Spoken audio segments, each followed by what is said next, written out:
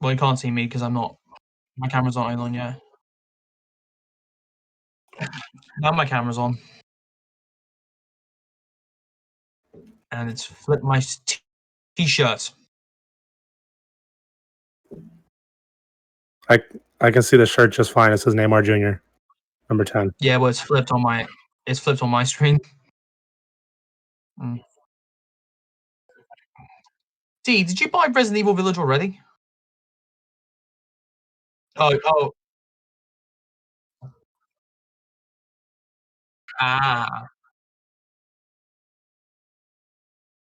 I did not buy it because I've got some payments going out still. But once they're all clear and I have a good check, I should be okay to download it. I have not bought it because I enjoy not having heart attacks. But that's why you should play it.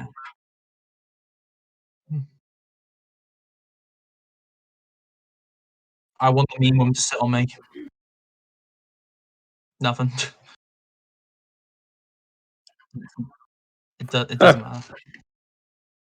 Your wizard Harry. Whenever this wants to. Oh, there you are. No, actual corner. I'll mute you in a minute. D, apparently they can't hear you in chat.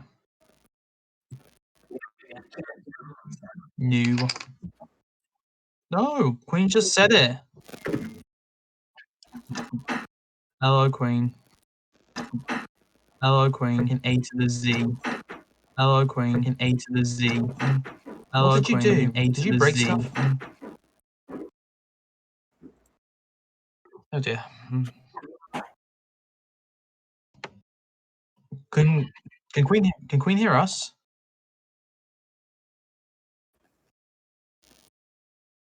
Hi. Okay. Okay. Yes, they can hear me. Nope. We can hear Blade. Can't hear D. All right. And we can hear me. Can't hear you.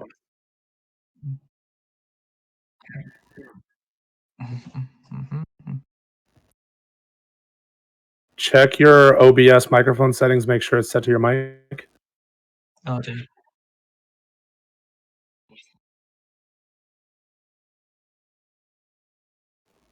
I'd have a shave.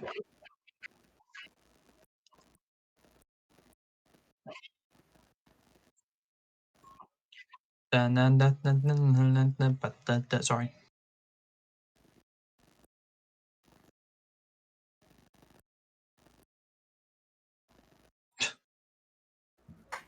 I'll crop to you in a minute.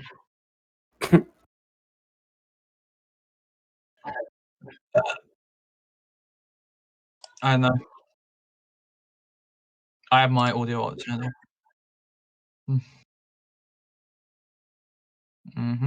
I still can't hear you.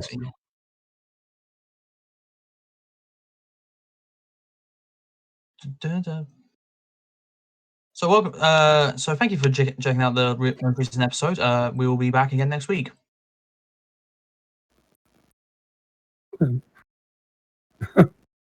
Wow, your day's just going from bad to worse, isn't it? I ruined it like I ruined so many lives. I was kidding. Can't hear you, D. Still can't hear you. Okay, talk seriously. Are you fucking with them? Please. No, I'm not fucking with them. Please, if you're fucking with them, please tell me now. I promise you, I'm not fucking with them. Okay, that'd be really funny. Okay, but I'm not. That would be amazing. I had like a small. I think like maybe they are.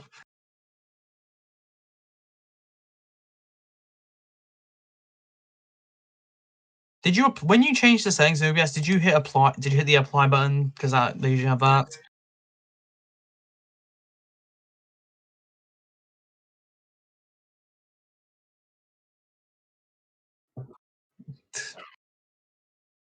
Well, it's and now you can't hear me. What? I can hear me.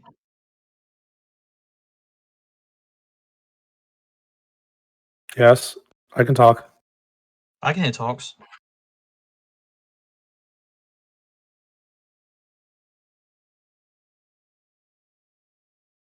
Well, because you've got your mic muted, maybe? Do you have your mic? Queen is so fucking mean. Yeah, I was confused for a second there. Blade is able to be heard just fine, but D, you still can't hear you.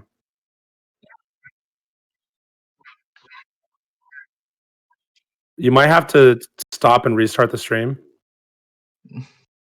Are you sure you haven't got your mic muted? Let's do this one more time. Okay, what about now? Is Hello? it plugged in? Is it plugged in properly? I did. Yes, I hear you. Audio I can input hear you. capture. Okay, there you go. Can you guys also hear anyone else on the call? So we're good, right? Okay, excellent. We should be fine. Thank you, that- and welcome back to finally to episode 10 of the No Hacks Required Maybe. podcast. Hello, guys. I'm here with the one and only Toxic Clear and my good friend Blade Master 21977. Guys, could you please introduce yourselves and tell us what the hell have you been doing this whole time, because it went away for a long, long time. Take it away. I died, but I lived. This is the ghost of Blade's past speaking. Mm-hmm. New ghost, who this? Talk. You go ahead and go first, because I can't bother. I need to be rethink what I've done. And I did things. I played games. I got some achievements, some trophies, some completions. Sure did. And yeah, I've been reading a lot more. That's good. Hey, Blade fucking laughs, but you know what, dude? I don't read for shit, man. So the fact that I've been reading at all lately. Come on, Blade.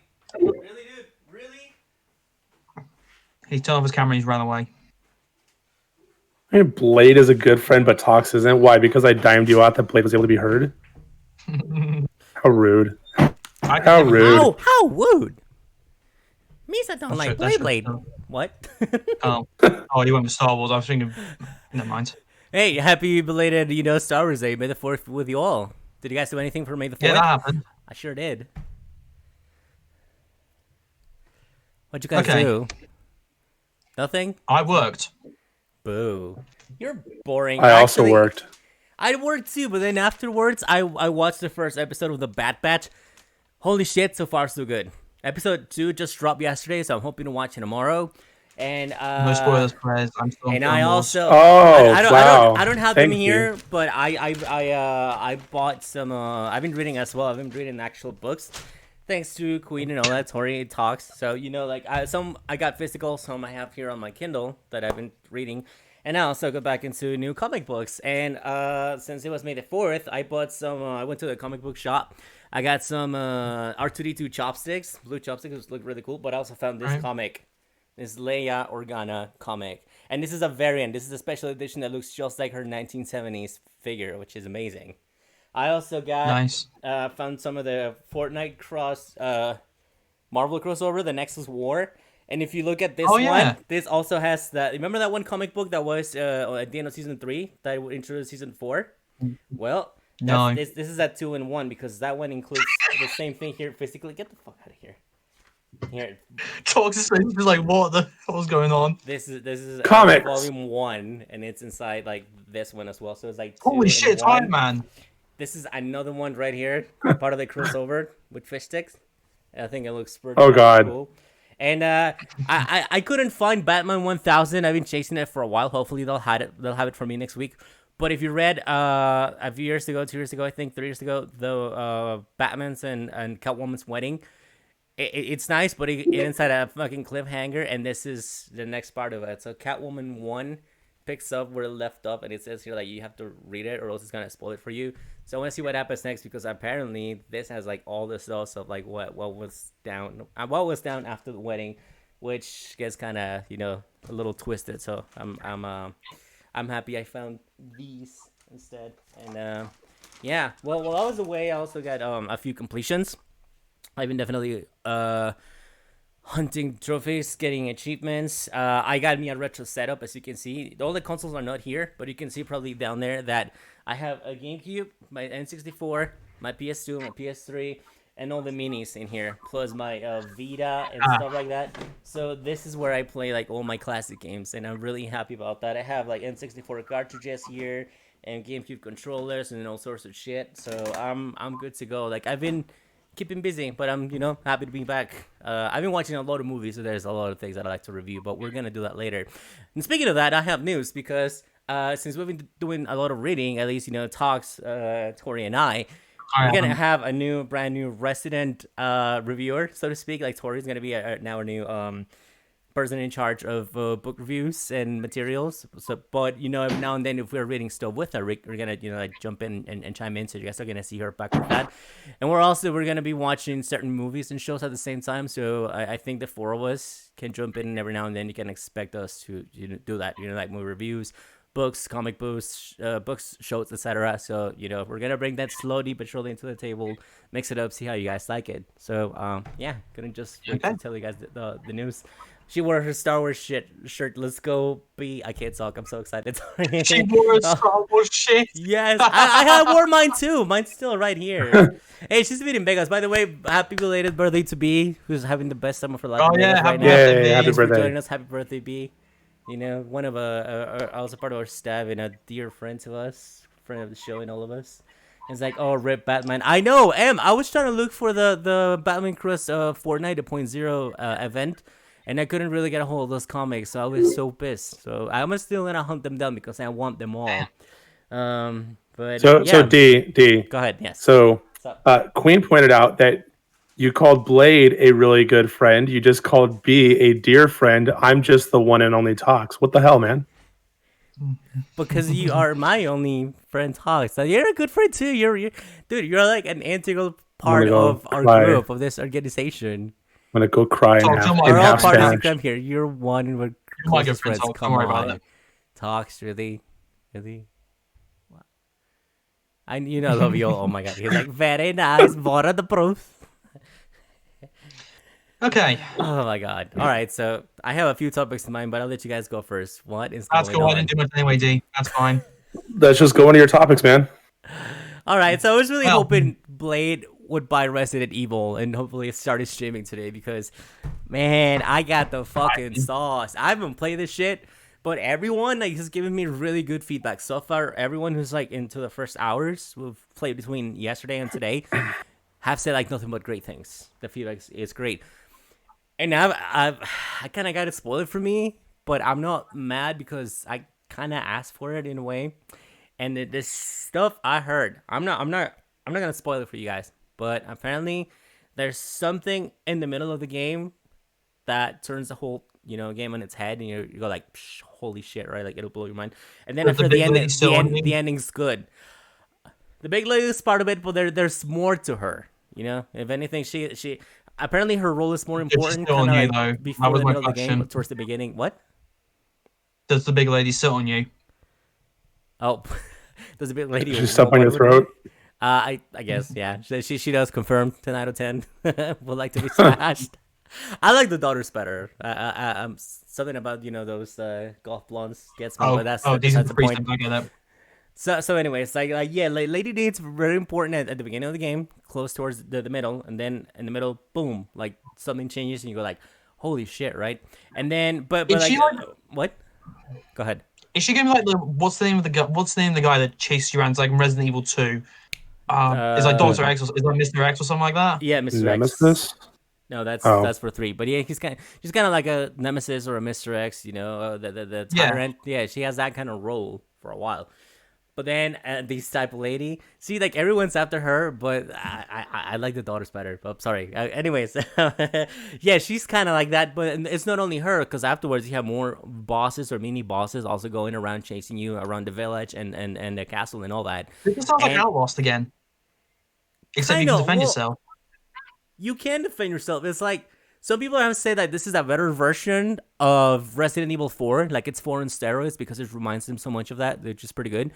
But then at the end, like it's like, okay, most of the time, like 85% of the game, it's kind of like, Resident Evil, like classic Resident Evil. Like, yes, you backtrack into your puzzles, and again, you don't have to really fight much the beast because you kind of have like to evade and all that stuff, and you get the collectibles and all that shit, kind of like they did with 2 and 3 Remastered, which is nice. But then you're like, well, if you are missing some of the action element that they threw in during 6 and 7, then boy, do we have something for you. And apparently the final act of the game, it's fucking bonkers, a bit more fast-paced, a bit more action, and then the ending was good. Like, the ending, there are certain choices that people are going to have mixed feelings about, but from what I saw, I thought it was something I would like, and it makes me want to play it more.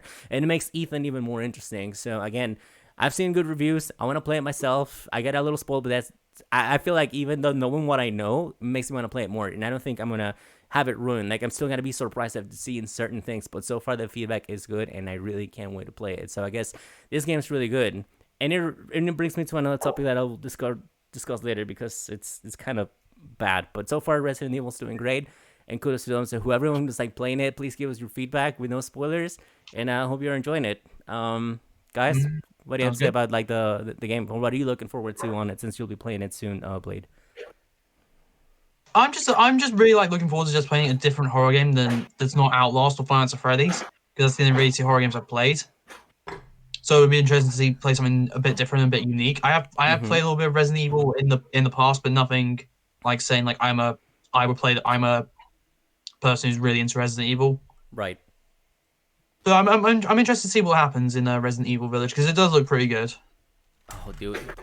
If you play the demo, it's fantastic. I had fun with it. Have you guys played any of the previous versions of Resident Evil? I've played a bit of 4, and I played the remake of 2 when it came out. Oh. I played 1 a long time ago. It took 5 years to finish. It's all right. I mean, I know it's a cup of tea. It took you that long to finish. The reason it took you that long to finish because you had to work up the courage to walk past a dog. Yeah. Yeah. Dogs are scary, man. Freaking dogs. Yeah, especially when they're jumping through the fucking window at you, man. Or the raven. I mean, even though I knew where it was jumping in at, it still scared me every time. It does get you every time. B says she did 4 to 7, and the zombie dogs. Yeah, with the fucking lickers. So I saw something on Twitter earlier today about people streaming Resident Evil Village. Not specifically the person streaming it, but their audiences. Which I completely understand the gripe with it. The game just came out and people are trying to play through it and enjoy it, and there's a lot of people that when they play these brand new games, they want to stream it in order to share it with the audiences that choose to watch them. The people that are backseat gaming in the channels, massive issue with major issue. If you're trying to figure, I said massive. I know, I don't care. Sorry, go ahead. You're ruining the joke, D. If you're gonna make it up like that, you're just ruining the damn joke. Yeah, exactly. Sorry, might as well not use any murderer. But yeah, psycho killer. But when people try to figure out the games on their own, and they're streaming for the sense of community, and so that, like, anybody who wants to watch them play can do so. But there's a lot of people out right now with Resident Evil Village that are just, you need to do this and do that, and don't, like, there's this part coming up, and it's one of those types of environments that makes me never want to play a game that just came out. But you can say this, but to be fair, if you play a game that like came out ages ago, I mean stream it. Sorry, not play it, but stream it. I see. Yeah, but if you streamed a game that came out years ago, and you've never played it, so you're playing for it blind. There's people in the chat. There'll be people in chat who are backseat gaming and telling you spoilers and stuff like that as well. Yeah. Yeah, but at least then it's my own fault that I haven't played it for so, like, it's been out for a decade and I haven't played it yet. That's kind of my own fault. And if somehow I didn't have things spoiled for me in those 10 years, like, I mean, it's a completely different circumstance. If the game just came out yesterday and people are already sitting in the chat telling you how to play it and telling you spoilers, that's on them. That's not on the gamer. That's on them. Agreed. See, like I was pretty fortunate when Yeah, go ahead. I was pretty fortunate when I played through like all the games, all like PS4 games that I haven't played before, like Spider-Man, for example. Mm-hmm. I did a full playthrough of Spider-Man on stream, no spoilers whatsoever. And I did Miles Morales as well, which I didn't get any spoilers for that either. Thank goodness. Which is I got pretty lucky with those. I'm just saying because it came out a couple years ago as well. You were because Queen said, I mean, new games are popular. Most people want to see new games being played. Any spoilers from anyone is on whoever's watching or playing. Yeah, exactly. So I haven't seen very many people actually take actions against the people that are backseat gaming in their streams, except for Synthwave Gamer. Oh, what happened? I missed that. Spill the tea. Well, he's very, very peculiar about or particular about when he's playing a game. Yeah. Like he's playing these games, like it might be like his second playthrough, but the first time he played through was like many years ago or whatever. He does not like anybody in the chat telling him how to play, telling him like there's this over there, you missed this. He hates it, and he actually has a rule set up in his stream that is no backseat gaming. And I've actually been watching. I've watched him when he was playing Lost Odyssey because I was hoping to see him cry. He didn't. Oh no. But he was playing Lost Odyssey, and somebody came in the chat and was telling him something about part of the story coming up or whatever, and he was immediately just like, stop backseat gaming. I do not allow it in my channel. He said he specifically uses the blind playthrough tag to keep people from doing that. Yeah. And he just straight up was like, do it again, I'm going to ban you. Yeah, but it seems that like, hey guys, do it more. Yeah. He's made the rule. He's very clearly made that rule. He's very clearly stated that if you can't follow a simple rule, then don't be in the chat. Yeah, exactly. Which is true. I'm glad he's enforcing that. More people should. Like bases, like even in older games, people backseat and it's really annoying. So at least MC's just enjoying the game because playing it is supposed to be really scary. So it's good that it's good for both the streamer and the viewer that you all experience it at the same time. Like, if I'm not gonna play it, I don't want some other asshole to come in and ruin it for both the person playing it and myself. It's such bullshit. So I guess the banning should really be, like you gotta bring the ban hammer in there. I mean, like I don't have any issues with people helping me in a game that I'm having trouble with if I'm having trouble and if I ask. Yeah, exactly. One thing that when I was playing through that Star Wars game, Fallen Order. When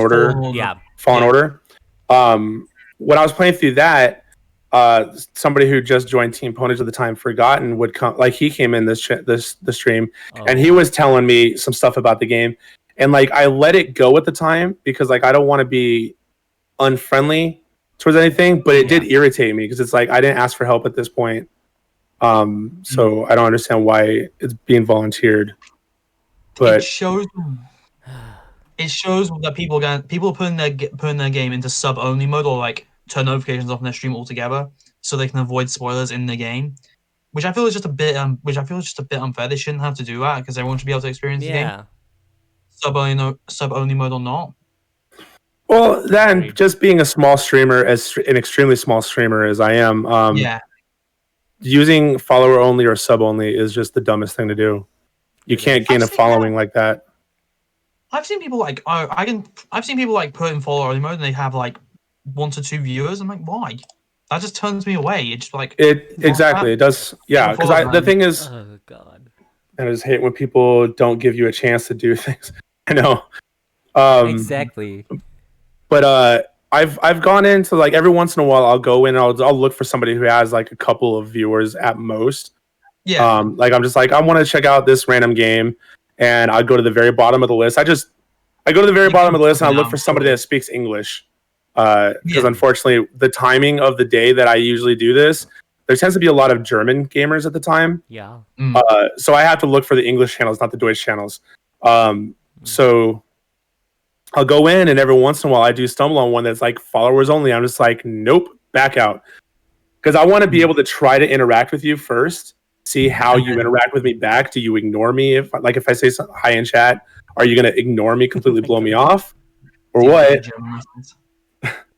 D, do you know Deutsch? Ich spreche You sprechen Sie Deutsch? Ja. Oh man! Oh god! Sorry, go ahead. That's awesome. I tried. Okay.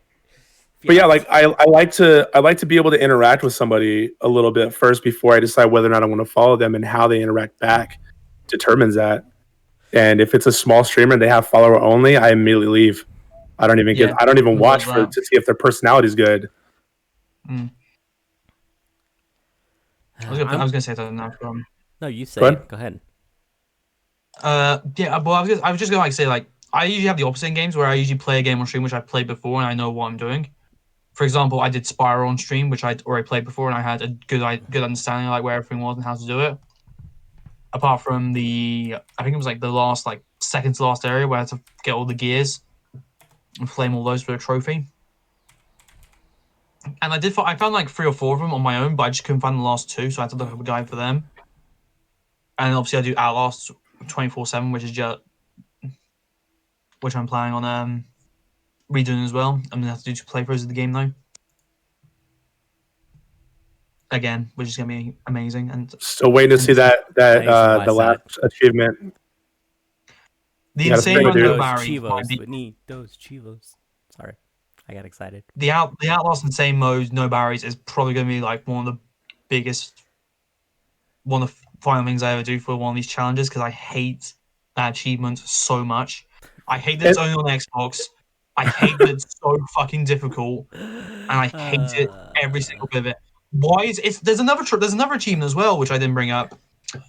Beat the game without hiding under any lockers or hiding under beds or in any lockers. Oof. Super easy to do because there's a glitch you can do just to skip to the end of the game, which is why I did to get the achievement. Not on PS4. There's one more that you have to there's a certain little secret where you can drop a corpse down an elevator shaft. Not on PS4 either.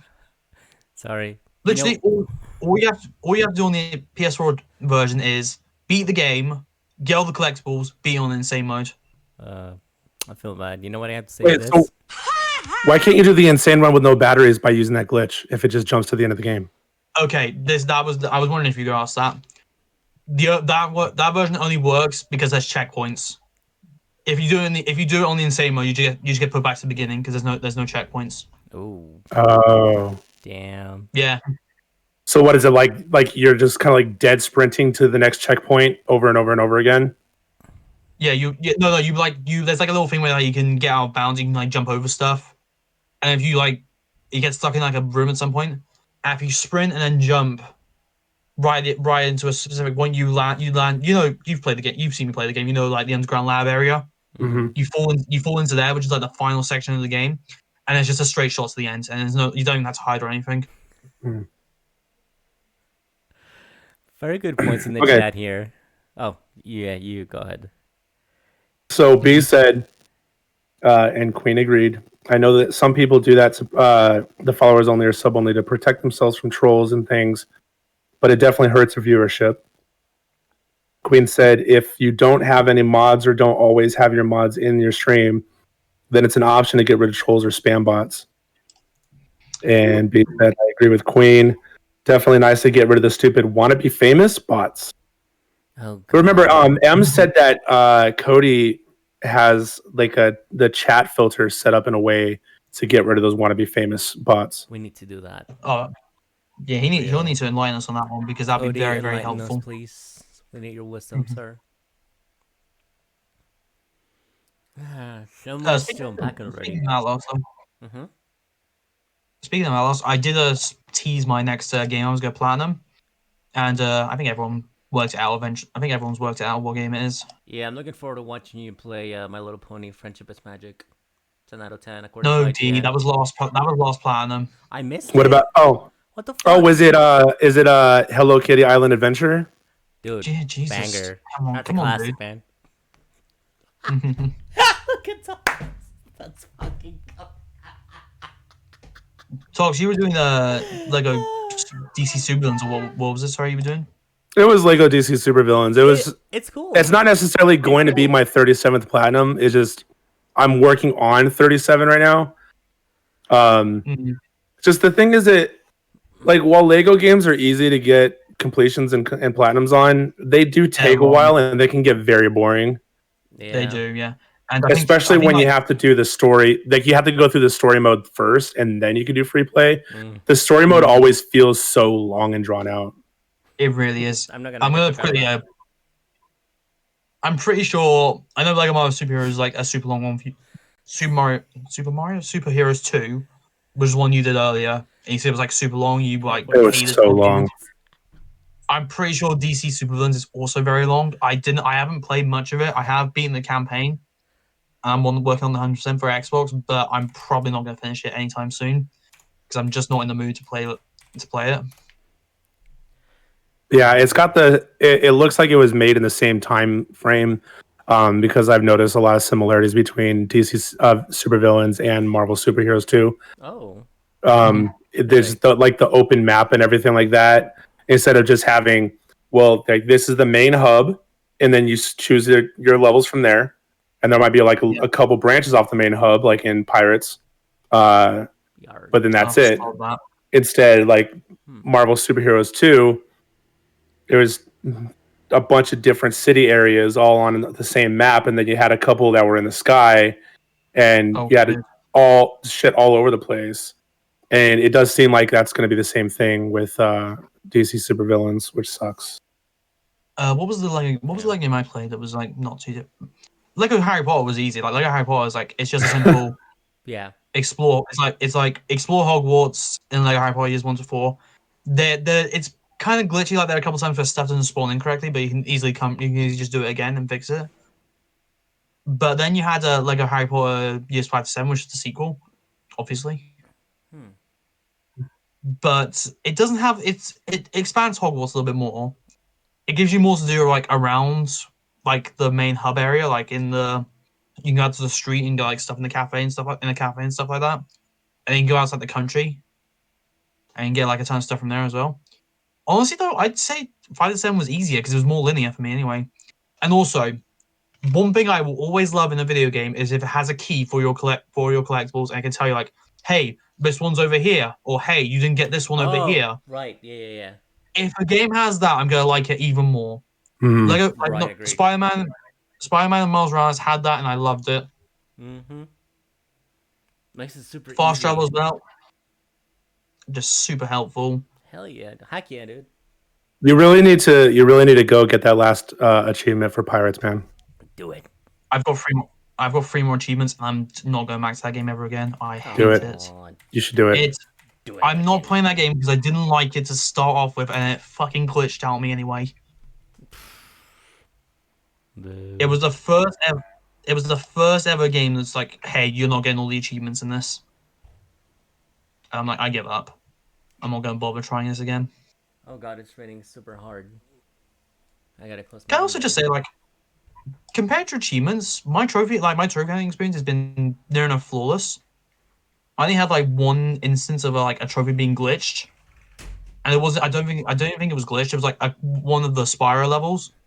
One of the things hadn't one of the trophies hadn't spawned incorrectly because I had 100% the level, but it was like defeat all the enemies in the area. I'm like, well, I must have done that because I've got the gems, but it didn't load incorrectly. I'm like, okay, I'll just replay the level. Loaded it back up, replayed it, and it turns out I might have missed one. Oh god. One that didn't give you a gem? The one no, I had all the gems, that was the thing. But I died, so obviously I respawned, and I'm obviously the enemy got reset. Oh, the enemy respawned. Yeah. Okay. But here's the thing, it was in the area I'd already been to, so I was like, okay, I don't need to go back there because I'd already got all the collectibles in the area, so I don't need to bother going back in there. Obviously, I didn't think about the enemy respawning. That makes sense. But I got it. I did get it, and I got the platinum the next day. Nice, good shit. Well, there you go, man. You guys have been doing really well on that. Congratulations. Yeah, what about Plats? Go ahead. 7 in just over a month. In a month? Just over a month, yeah. Like, I got the 7th for like 2 days. I got like the 7th one 2 days ago. Congratulations. Or even like 3 days. Let's give it up in the chat for Blade. Yay, me. Ooh, oh my god. I did good at video games. One of these days, I swear, also, TikTok's gonna be like, ara. Like, Like also like not even like trophy wise. Like we've all been playing Fortnite together a lot more. We getting a ton of wins. Got 3 in a row yesterday. Heck yeah! Dude, heck yeah, we did awesome. By the way, I reached double 100. Oh, did you? Nice. I did. You played more without us, you son of a bitch. I couldn't sleep. I went to bed at 5 a.m. You're fine. You're fine. I'm joking. I'm gonna say right, Queen? I didn't even play. I just went on today and bought the skins, which D didn't remind me to do because he slept. Do that today. That's kind of. I did it earlier. I did it earlier. It's fine. Okay, cool. Use code UFOL today. Thank you. Sorry for the ad, but I had to. Shit, I may have forgotten to use code UFOL. You did it on time because the shop's about to change in about 27 minutes. An hour and 27 minutes. Yeah. An hour time. Yeah. Yeah. An hour and 17 minutes. 17, right. Math is hard. Okay, sorry. Did I hear my name? Yes, you did. Sure. I mean, after a while, remember that one time I wanted to go see Nobody, and for some reason it wasn't in theaters, but they sold me freaking tickets, and I got free tickets instead. Well, nobody wants to see it. What? I said because nobody wants to see it. He's got jokes. I have that here. All right. No, yeah, so I'm thinking probably my roommate and I are going to go watch that, but that's in about 4 hours. So I think there's time to play before I go to the theater because I already showered and everything and I'm good to go. And after the podcast. So yeah, I'm down for more Fortnite, definitely, so we can keep this going. Oh, it's just that, like, because Tux was like, you played more without us? You did more stuff without us? I'm like, yeah, I was reading. I got back online. I couldn't sleep. I even slept through my alarm because I went to bed after, like, 5:30 a.m. It's like, but you wouldn't know that, right? You have no idea. That's all I said. That's what I said, like, right, Queen? But that's okay. I'm just messing with you. Yeah, again, I'm gonna treat the books and the movies differently because I were to compare one against the other, it's not gonna be fair, and they're two different animals. I'm not gonna be mad, but I'll keep the books. We could play something, could I? Yeah, we could. All right, speaking of games and something impressive, like impressive feats and stuff, have you guys heard about the numbers, the updated numbers for the Nintendo Switch and how well they did last year? Oh god, this will be fun. How much? What did they do? Dude, that shit's unstoppable. It's impressive. Queen's like, yes, he was up until as far as I'm aware. Yeah, that's when you went to bed, but then I just kept going because I couldn't. So, all right. So according to, I'm gonna give you the TLDR, but even though there was a pandemic, even though they were out of stock for a while and there were complications and shipping new units and this and that. They were probably the biggest seller out of 2020 because in February, Nintendo raised its annual forecast to 26.5 million Switch units for the fiscal year, ending on March 31st. You got the Mario one? You got the special edition one that's all red? No, it's just the red and blue. The controller part is blue. Right, but that's the Mario 35th one. Oh my god. Is it? Yes, that's the one I want. Dude, it's my favorite color. All right, fine. I guess we're doing this. Okay. Yeah, we've all got Switches. Yay. I just re-download Pikmin 3. Just gonna do that while we're doing this. Check this shit out. The interesting part is, like, not only... Do you have Animal Crossing? What? Do either of you guys have Animal Crossing? I do. I don't have it anymore, but I want it back. Because I'm glad you brought it up, because that was going to be my next point. So they sold over 19 million units last year, which brought it up to the current lifetime sales. As of the latest report, it's like in 4 years, a bit over 4 years, the Switch has sold up to 84.5 million units.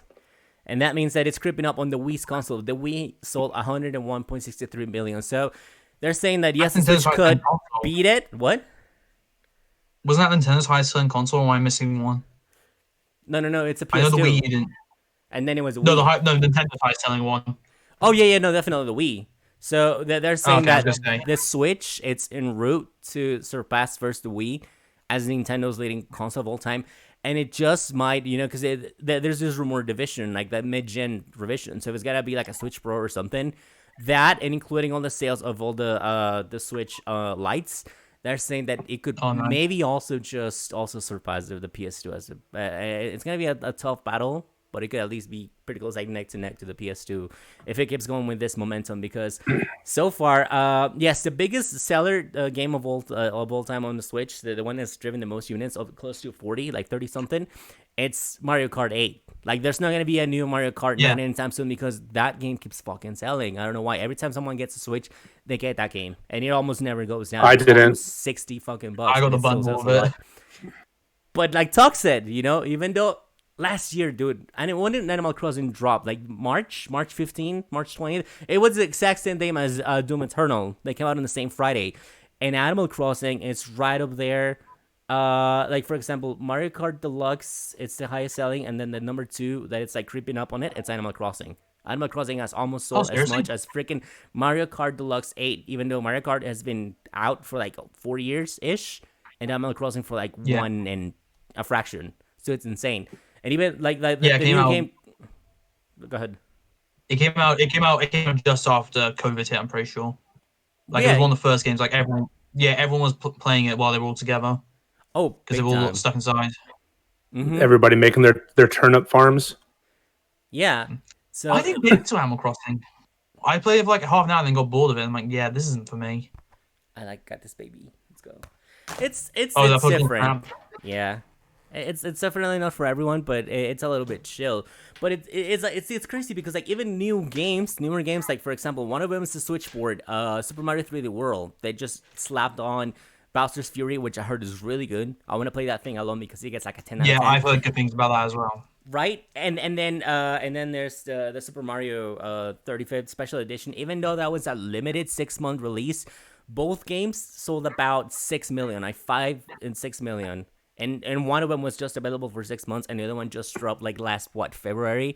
So it's like, how are all of these like first freaking party titles already selling a lot? Dude, nobody expected the workout thing, the Ring Adventure, to sell as much, and it's been out for less than a year, and it's already over 10 million units like sold and shipped. So apparently that much people want to get fit with the Switch. It's crazy. Go ahead. So this is just a question. I'm thinking like obviously like all the Mario titles are selling well.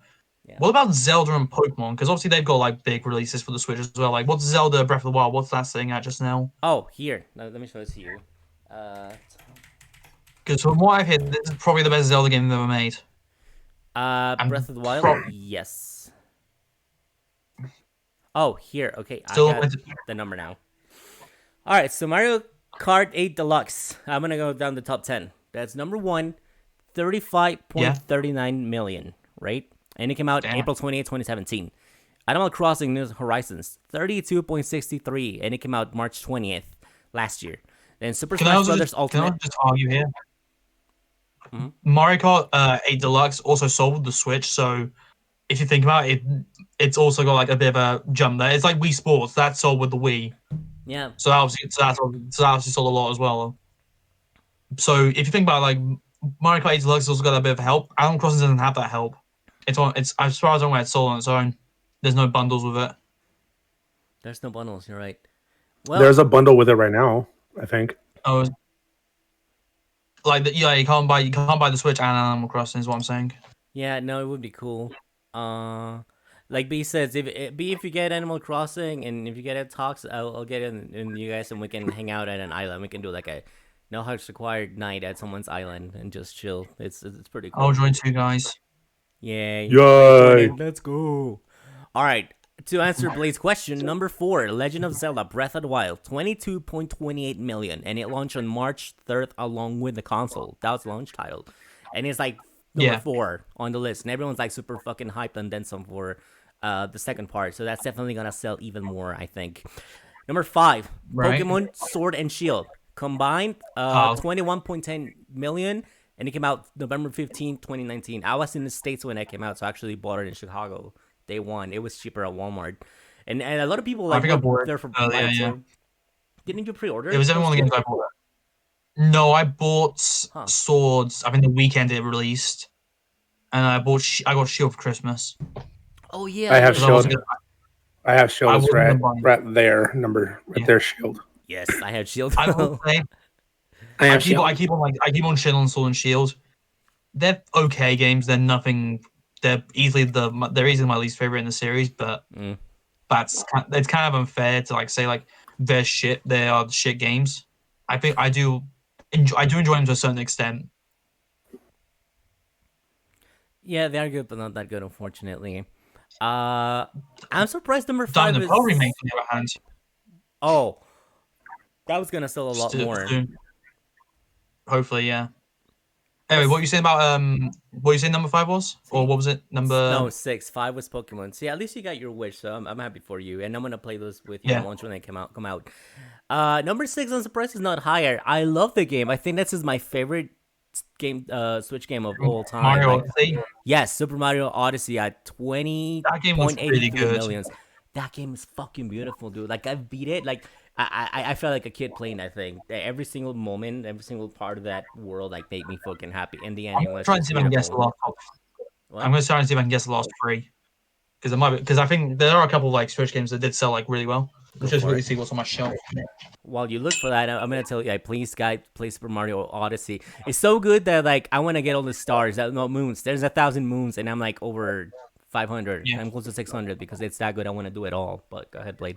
What are your guesses? So I'm guessing one of them's Luigi's Mansion 3. I think Xenoblade Chronicles 2 got a Switch release, so I'm guessing that might be on there. And then the final one's going to be one of the Let's Go games for Pokemon. I don't think it might not be actually, but that's my 3 guesses. Was I right on any of those? You got one right. Oh, good. Yeah. So number 7, pretty close. Super Mario Party. It had a botched launch. I don't have that, but now that it got a patch and they finally have some extra online shit added, I think more people are gonna buy it. Like, I think I'm gonna buy it because of that.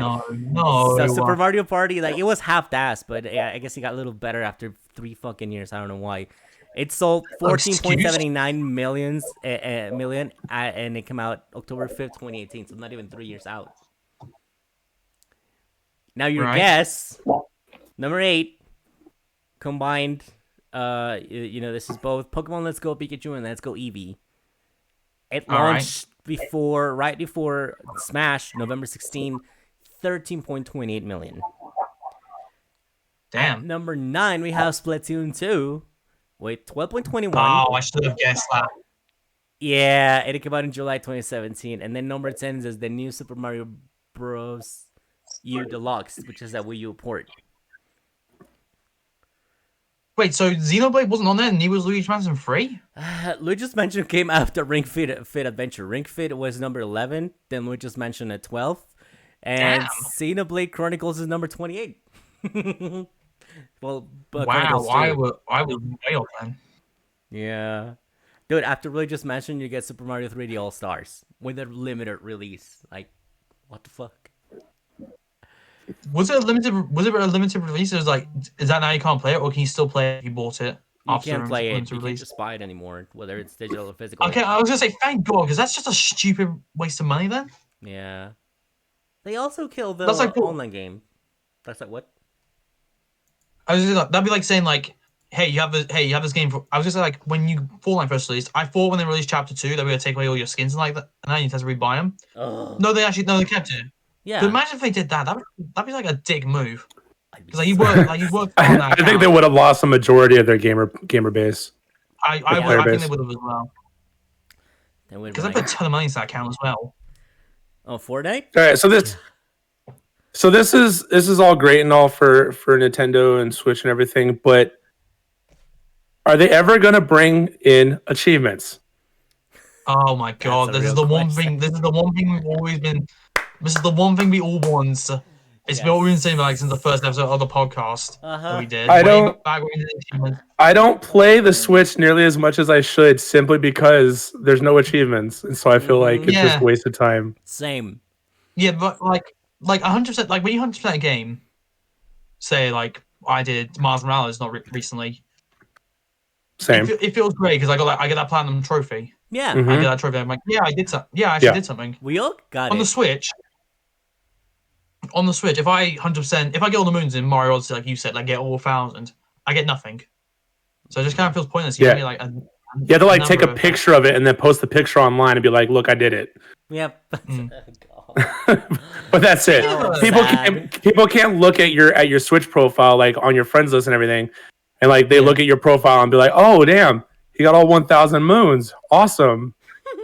Speaking of like achievements and stuff like that, Toss got roasted the other day for the other week for saying do these half completions count? Oh my god, that hurt my head. This is what frustrating. Jesus. So obviously he posted this on Reddit, which is a dumb thing to do at the start. Why would you go on Reddit? That's like the worst place to ever go if you want to ask someone. I'm trying to find some achievement hunting friends. So if I only have you. Sorry, I guess I'll leave. Right? I just said I only have you. Podcast. I'm kidding. I'm trying to find some achievement hunting friends because as of right now, I only have you, and so that's why I did it. But then, I totally got roasted because it was a game moving out on Xbox. It was about to leave the Game Pass, and so I knocked out the base game, got the 1,000 gamer score, and I posted about it. And some asshole wanted to be like, another half completion. But can I just quickly bring up what happened afterwards when I found his profile? I really hope this wasn't this guy's profile. I bet it was. He has 12,000 gamer score, which is less than me and is less than what I unlocked this year alone. Yeah. And he's got the audacity to talk shit on Reddit. He's got the nerve to complain to you like, oh, well, you only did half the game. Like, no, you didn't. He did the full game. He just didn't do the DLC. Right. If that was a PS4 game, it would be a platinum trophy. Yes. See, and I did ask on Reddit at one point about I tweeted out the question about what you count as a completed game. Is it just do you consider only the 1,000 gamer score games, or do you include arcade games that are like 200? If you do, or do you also require any DLC gamers achievements to be unlocked in order to consider it a completion? And while on Twitter, it was finish the base game. On Reddit, it was pretty much across the board. Everybody who answered was every single achievement available for that game, including DLC. And so that kind of sucked. But then there was also people that were just like, if on true achievements it says you got 100%, you completed it. Yeah. Now, when I posted that one for moving out on true achievements, it said 100% because even Reddit doesn't know then. Because it depends on how you look at it. Because if you don't have the DLC, you haven't launched the game with DLC installed, it'll go, okay, well, you have the base game. You got all the achievements for the base game. You got 100%. But then once you install the DLC, it goes, okay, now you have 50%. Because true achievements, it just somehow tracks what you own as far as DLC. And so once you install the DLC, then it goes, okay, well, now you don't have these achievements. It's not 100% anymore. But some people were saying that as long as true achievement says 100%, it's a completion. And so that's when I posted the one. And then I got, half a completion. Jerks. Also, I did some research. Apparently, I told you guys this fact already, but apparently I'm in the top 50 of achievement hunting for Europe. I think it might just be the UK, actually.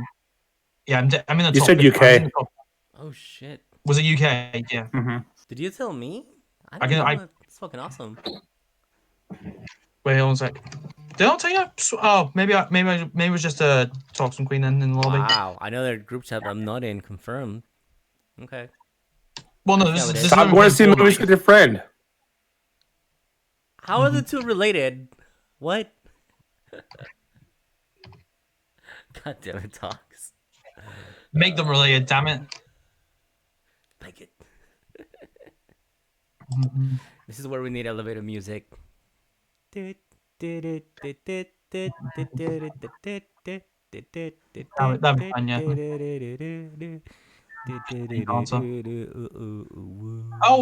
Something else that happened was Marvel. What did Marvel release? Was there? No, it was a Phase 4 reveal, wasn't it? What they were going to do for Phase 4 in the MCU. Dude, that video! Holy shit! That was one of the coolest videos I've ever watched for a reveal. Bro, get the fuck out! Yes, that was amazing. That made my whole fucking. That was insane, yeah. Oh, what did you guys think about it? Because I know people in the chat watched that as soon as it dropped because we all share the shit out of it. So I need to know what you Okay, guys saw. so I have a very little knowledge of like the MC of Marvel itself, apart from the MCU. Uh-huh. So all my knowledge comes from the MCU and like videos I read about online and stuff like that. Fair enough. But from what I've seen, there's gonna be a ton of like new stuff introduced. It's like I had no idea about Doctor Strange and Black Panther and everyone like that who were added into the MCU. Mm-hmm. I think who's the other? I think the Guardians were another Guardians, the Galaxy, and Ant-Man, like the others I had no idea about. Right. But since like they're about to drop, like they're dropping like what was it, Shang-Chi and the Ten Rings? Is that right? Or Yes. or am I saying that wrong? No, right, September. And what was the other one? Yeah, the Eternals as well. Oh, here. What was the other one? She-Hulk. Eternals, She-Hulk. She-Hulk. The Young Avengers. Mm-hmm. Oh yeah. Yeah. Black Widow's movie is finally coming out. It's been 1 year since it should have been released. Right. Not only Black Widow, but Doctor Strange should have dropped like right around this time of the year. From what I remember. Hold on 1 second. Let me just look this up real quick, because I'm pretty sure it was meant to be today. It was meant to come out in cinemas for me. Black Widow original release date. All right, this is where it was November 2020, wasn't it? No, that was the second release date. Oh fuck! So that was the one that was meant. The original release date was supposed to be like May 8th or something last year. So a year. Yeah, because I remember I was like, because I remember I was looking to book tickets for it, and then we got put into lockdown, so I couldn't do anything about it. All right, so I found the list. Go ahead. Oh yeah, Miss Marvel. Thank you. Oh, but now it got changed.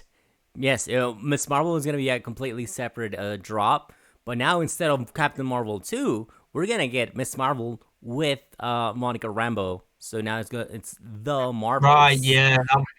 That was teased as well. Right. So the next thing we have down the line, since they already got Falcon and the Soldier out of the way, along with WandaVision, which I like WandaVision a lot better. I love that. Did you watch both? What did you guys think of those?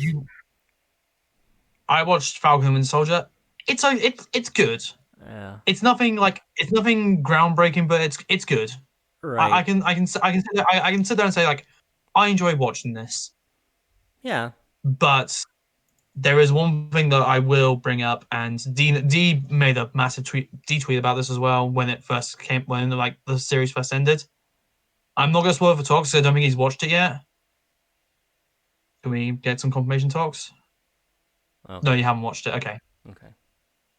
But D knows what I'll DM it to him so he knows. That's fine. What is it? The change on the Marvel Wiki? The Captain America change? No, it's not. Okay, because that annoys me is that the wiki was updated to where Steve Rogers is only Steve Rogers, not Captain America Steve Rogers. He's just Steve Rogers, and now it's Captain America and what was his name? Sam something?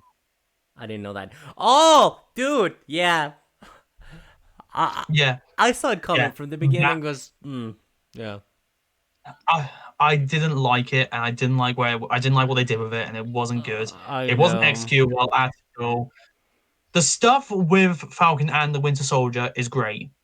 I love that. I really enjoy that. I really enjoy what they do. What they do with other stuff, not so much. Questionable choices. It's like, really, dude?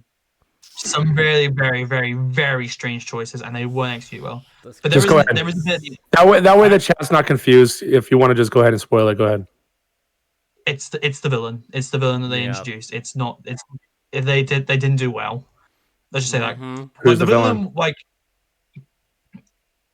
do we? I don't. We don't need to say. It doesn't. It doesn't matter. It doesn't matter who the villain is. They're just not done well. Their morals are really bad. They're like. Their motivation is just strange, and like what they do and why they do it, what they use it for, is just dumb as well. Yeah, big time. But like the villain in WandaVision, that was good, well built up. The hints hidden like all the way through the film, or not the film, but the series. Right. And you get a really nice ending to it, where you get some really nice closure with her. And you get like and tease even more as well. What they did with her. It looks like they're going to continue on her story arc, but I don't want them to. because it's just not good. Like you have to watch it. And, like I'm still questioning like some of the decisions that were made. Same. My roommate wasn't happy about it either, honestly. Yeah. Is that the person who made the tweet? So we'll see where they take that from now on. But at least there's a possibility we'll get more new episodes Loki gets released in a month. Captain America. Yeah, I was gonna go say that too, because according to the list of the drops, everything that was announced, it's like the next thing we get is next month on Wednesdays, not Fridays anymore, but Wednesdays, June 11th, Loki, the TV show. July 7th, Black Widow. What If starts dropping this summer, 2021. Ooh. Then Shang-Chi, September 3rd. Eternals, November 5th. Hawkeye, late 2021. Miss Marvel, late 2021.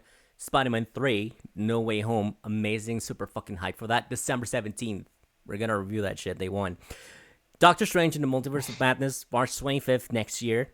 Thor, Love and Thunder, which is being recorded right now. It's being filmed May 6th. Black Panther, Wakanda Forever. Finally got a title for the sequel, July 8th. The Marvels, November 11, 2022. Ant-Man and the Wasp, Quantumania, February 17, 2023. And last but not least, Guardians of the Galaxy Volume 3, May 5th, 2023. That's all we know so far. There's gonna be some good stuff coming. That's all I'm gonna say. Like, they've started. Like, I don't know. Like, here's the thing. There's the thing in the MCU. We don't know when it's gonna end because they're just making so many good things right now. They're making so much stuff. I'm hoping it doesn't like end up being like this thing like goes on. It's like I hope it doesn't sound like The Simpsons where it's just like starts great, but now it's starting to lose steam and it's gonna die out, and no one's gonna like it anymore. I hope like they keep it solid and they'll end it at the perfect time.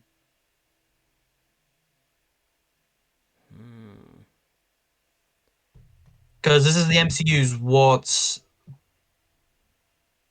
are we on 19th? No, not 19th. Coming 19th. No films. I'm trying to think.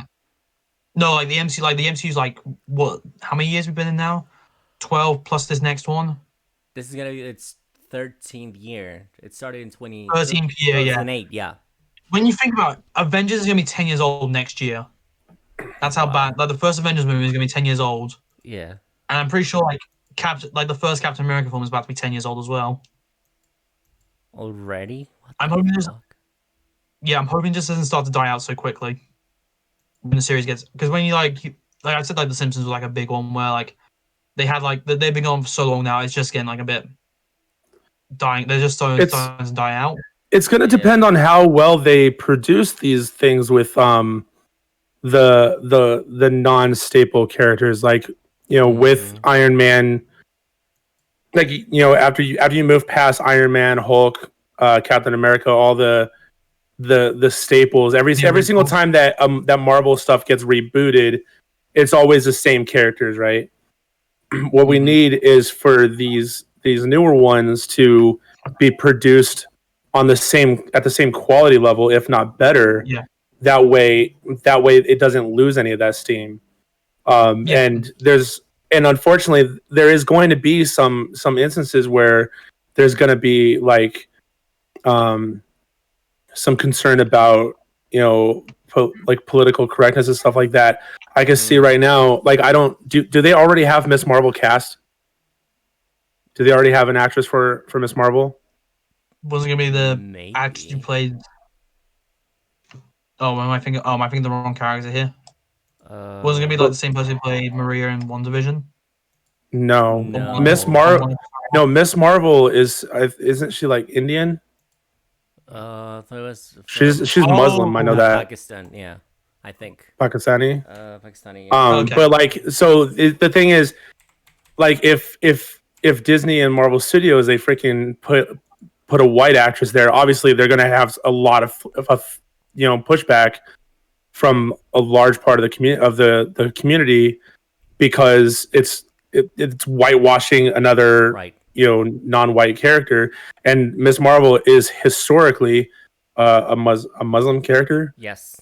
And so like if they do anything to deviate from that, there's going to be a lot of shit. And as long as they avoid that kind of stuff, and as long as the quality of what they produce, maintains the as it is now, then hopefully it won't lose steam.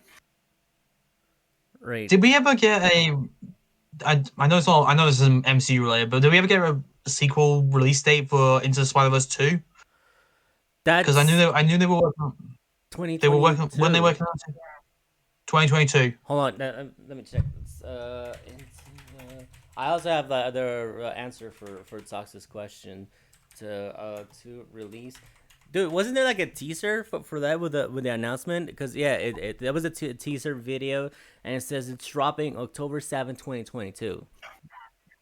Oh wow, that's when we're getting it. Yeah, and to answer Tox's question, yes, I addressed that already on both the movie and the game. So the one who's gonna be playing Kamala Khan, at least for the show and the Marvels, is gonna be Iman Vellani. She's already been cast, as well as they have someone for Ms. Marvel. I mean, She-Hulk.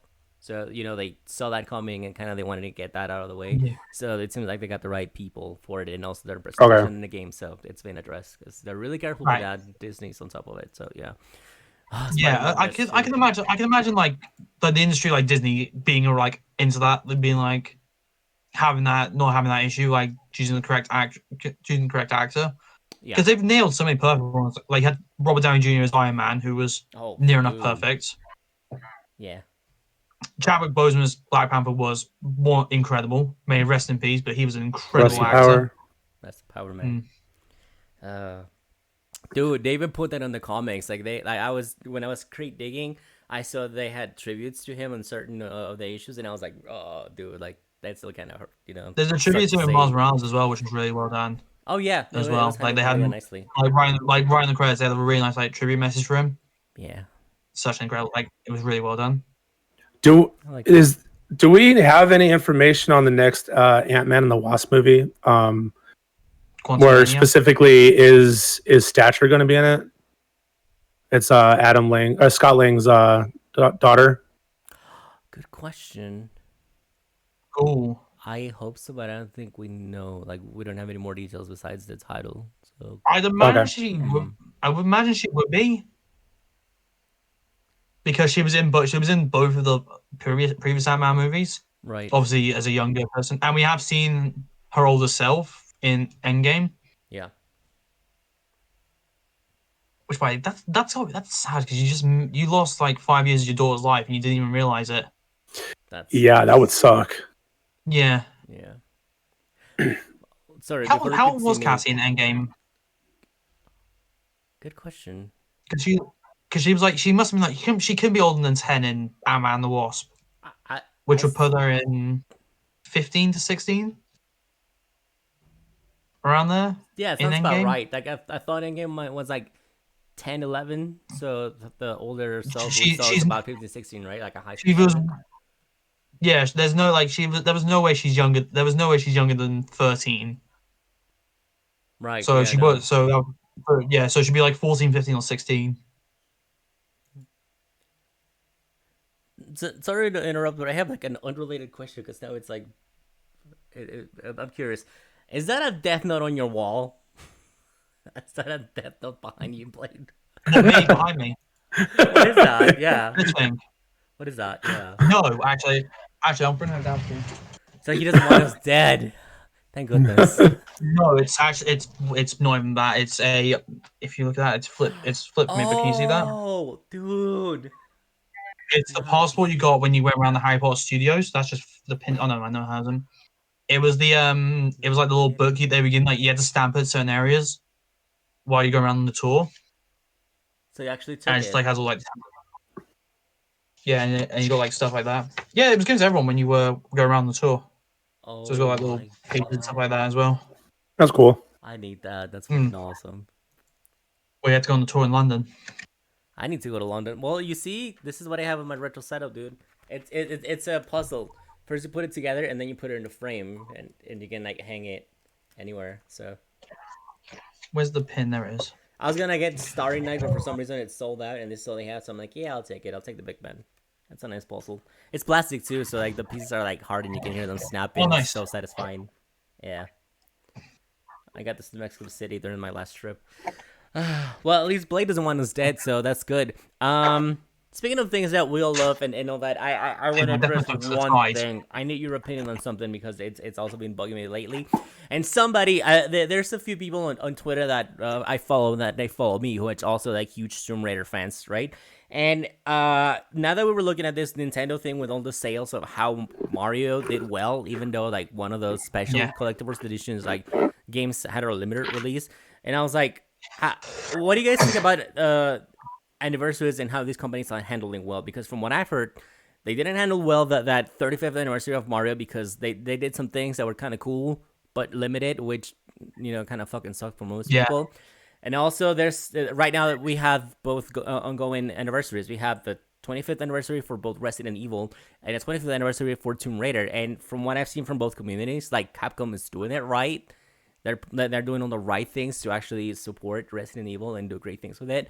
Well, it seems like Square and especially Crystal Dynamics is not really doing so well. Like they totally dropped the ball, celebrating the legacy of Tomb Raider and a lot of Croft. So it's like I could get into more details because I already talked to some people about the things that Capcom is doing right and the things that Square and Crystal Dynamics could do better because there's completely different worlds and regarding like big companies. And also I can't believe Nintendo had this even bigger anniversary, but people weren't happy with it. So it's like, what the hell is going on? What are they thinking? Are they not reading to our community feedback now that we have, people in between the companies and us, the fans? Or like, what's going on? What do you guys think about these things? And how do you see that they're handling the thing? Because, these are like milestones, but some companies don't seem to care. I'm annoyed because like, it seems like they don't listen to what we like give us feedback. Like, we try and give feedback, like say like, hey, we don't like this. Hey, we like this. Do this instead. Right. But they don't seem to like listen. They seem to like do their own idea. Like, hey, we're the smart ones, not you. If you want to do that, make your own game. But then, if you do try and make your own game based off it, they'll copyright claim it and take it down. Yeah. Nintendo was right. Do you remember Pokemon Uranium? Oh god. It was a fan game. It was a fan game, and fucking Game Freak took it down like within weeks of it being added. And it was like a really good game as well. Like people like they put some effort into it, and I think eventually got put back up, but it was just silly. But here's the thing, here's another thing I was gonna say. Like some people people do make fan games. Scott Cawthon, for example, who makes Final Fantasy Freddy's. There's tons of like fan games, Final Fantasy Freddy's. Some of them are really like well designed, as well. Like, and what Scott's actually come out and said is like, hey, I see all these fan games. I think they're really cool. I'm gonna fund some of these games to make sequels. Right. And that was something I think he like said that like late 2020 or something like that. Yeah. Which is pretty insane. But I just don't like it when clearly like creators don't listen to their fans, like what they say. Because that was me, like, right, the first thing I want to do is like make this better because they didn't like it. Can I improve this somehow? And that's why we have now Nintendo is just notorious for not listening to the fan base. I mean, because like when gaming like video game streaming blew up over the last several years, like I mean it was a thing before that, right? But it just exploded, over the last handful of years, and like these most developers, they don't give a shit. They're just like, go ahead, stream our game. I don't care. Like we don't care. You want to put Let's Plays or whatever up on YouTube? We don't care. The only time they ever really have any issues is if there's like a song in the game that is subject to a DMCA strike, stuff like that. But Nintendo is the one that was like, don't even fucking stream our game. Like we're gonna fucking come at you if you even stream our shit. And it took a lot of pushback from the community for them to be like, okay, you could do some of it. But they still heavily frown on it. They still do go after some streamers. They do still go after some YouTubers that post their stuff. And it's stupid because it's free fucking publicity, and they're just like, no, fuck you guys. Like we're just gonna be dicks about it. And so it doesn't surprise me that Nintendo botched the anniversary of Mario.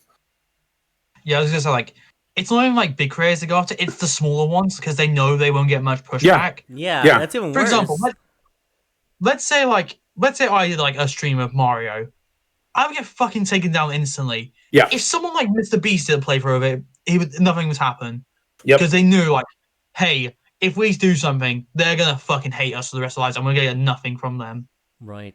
It fucking frustrates me. This is something that happened now. I was like, here's like where massive communities come together. Did you guys? You guys probably didn't hear about this. There was a formation in football about a month ago. It was going to be called the European Super League. The Super League, I'm aware of it. Yeah, yeah. This was going to be like all the big teams competing in one big league.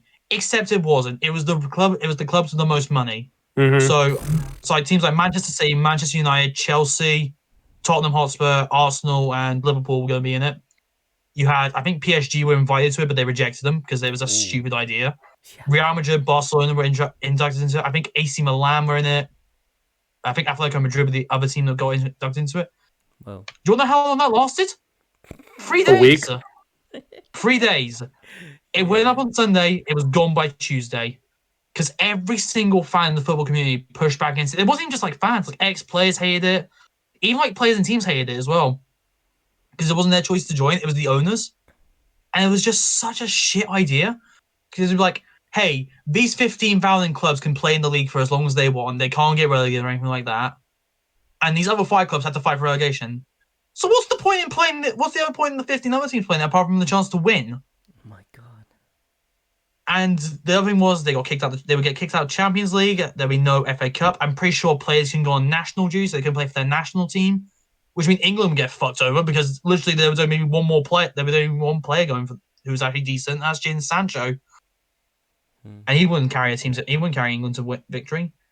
And I heard that even after most of the teams started pulling out of that there were still like 2 of them that stuck, and they're like, "We'll just invite other teams." Cool, invite other teams. They'll lose their fans. We don't get.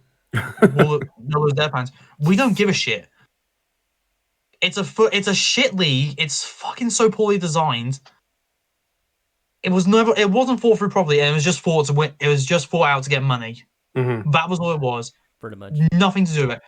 And here's what I'm going to tell you what was going to happen if it actually went through. Every single big player in all those clubs would just leave.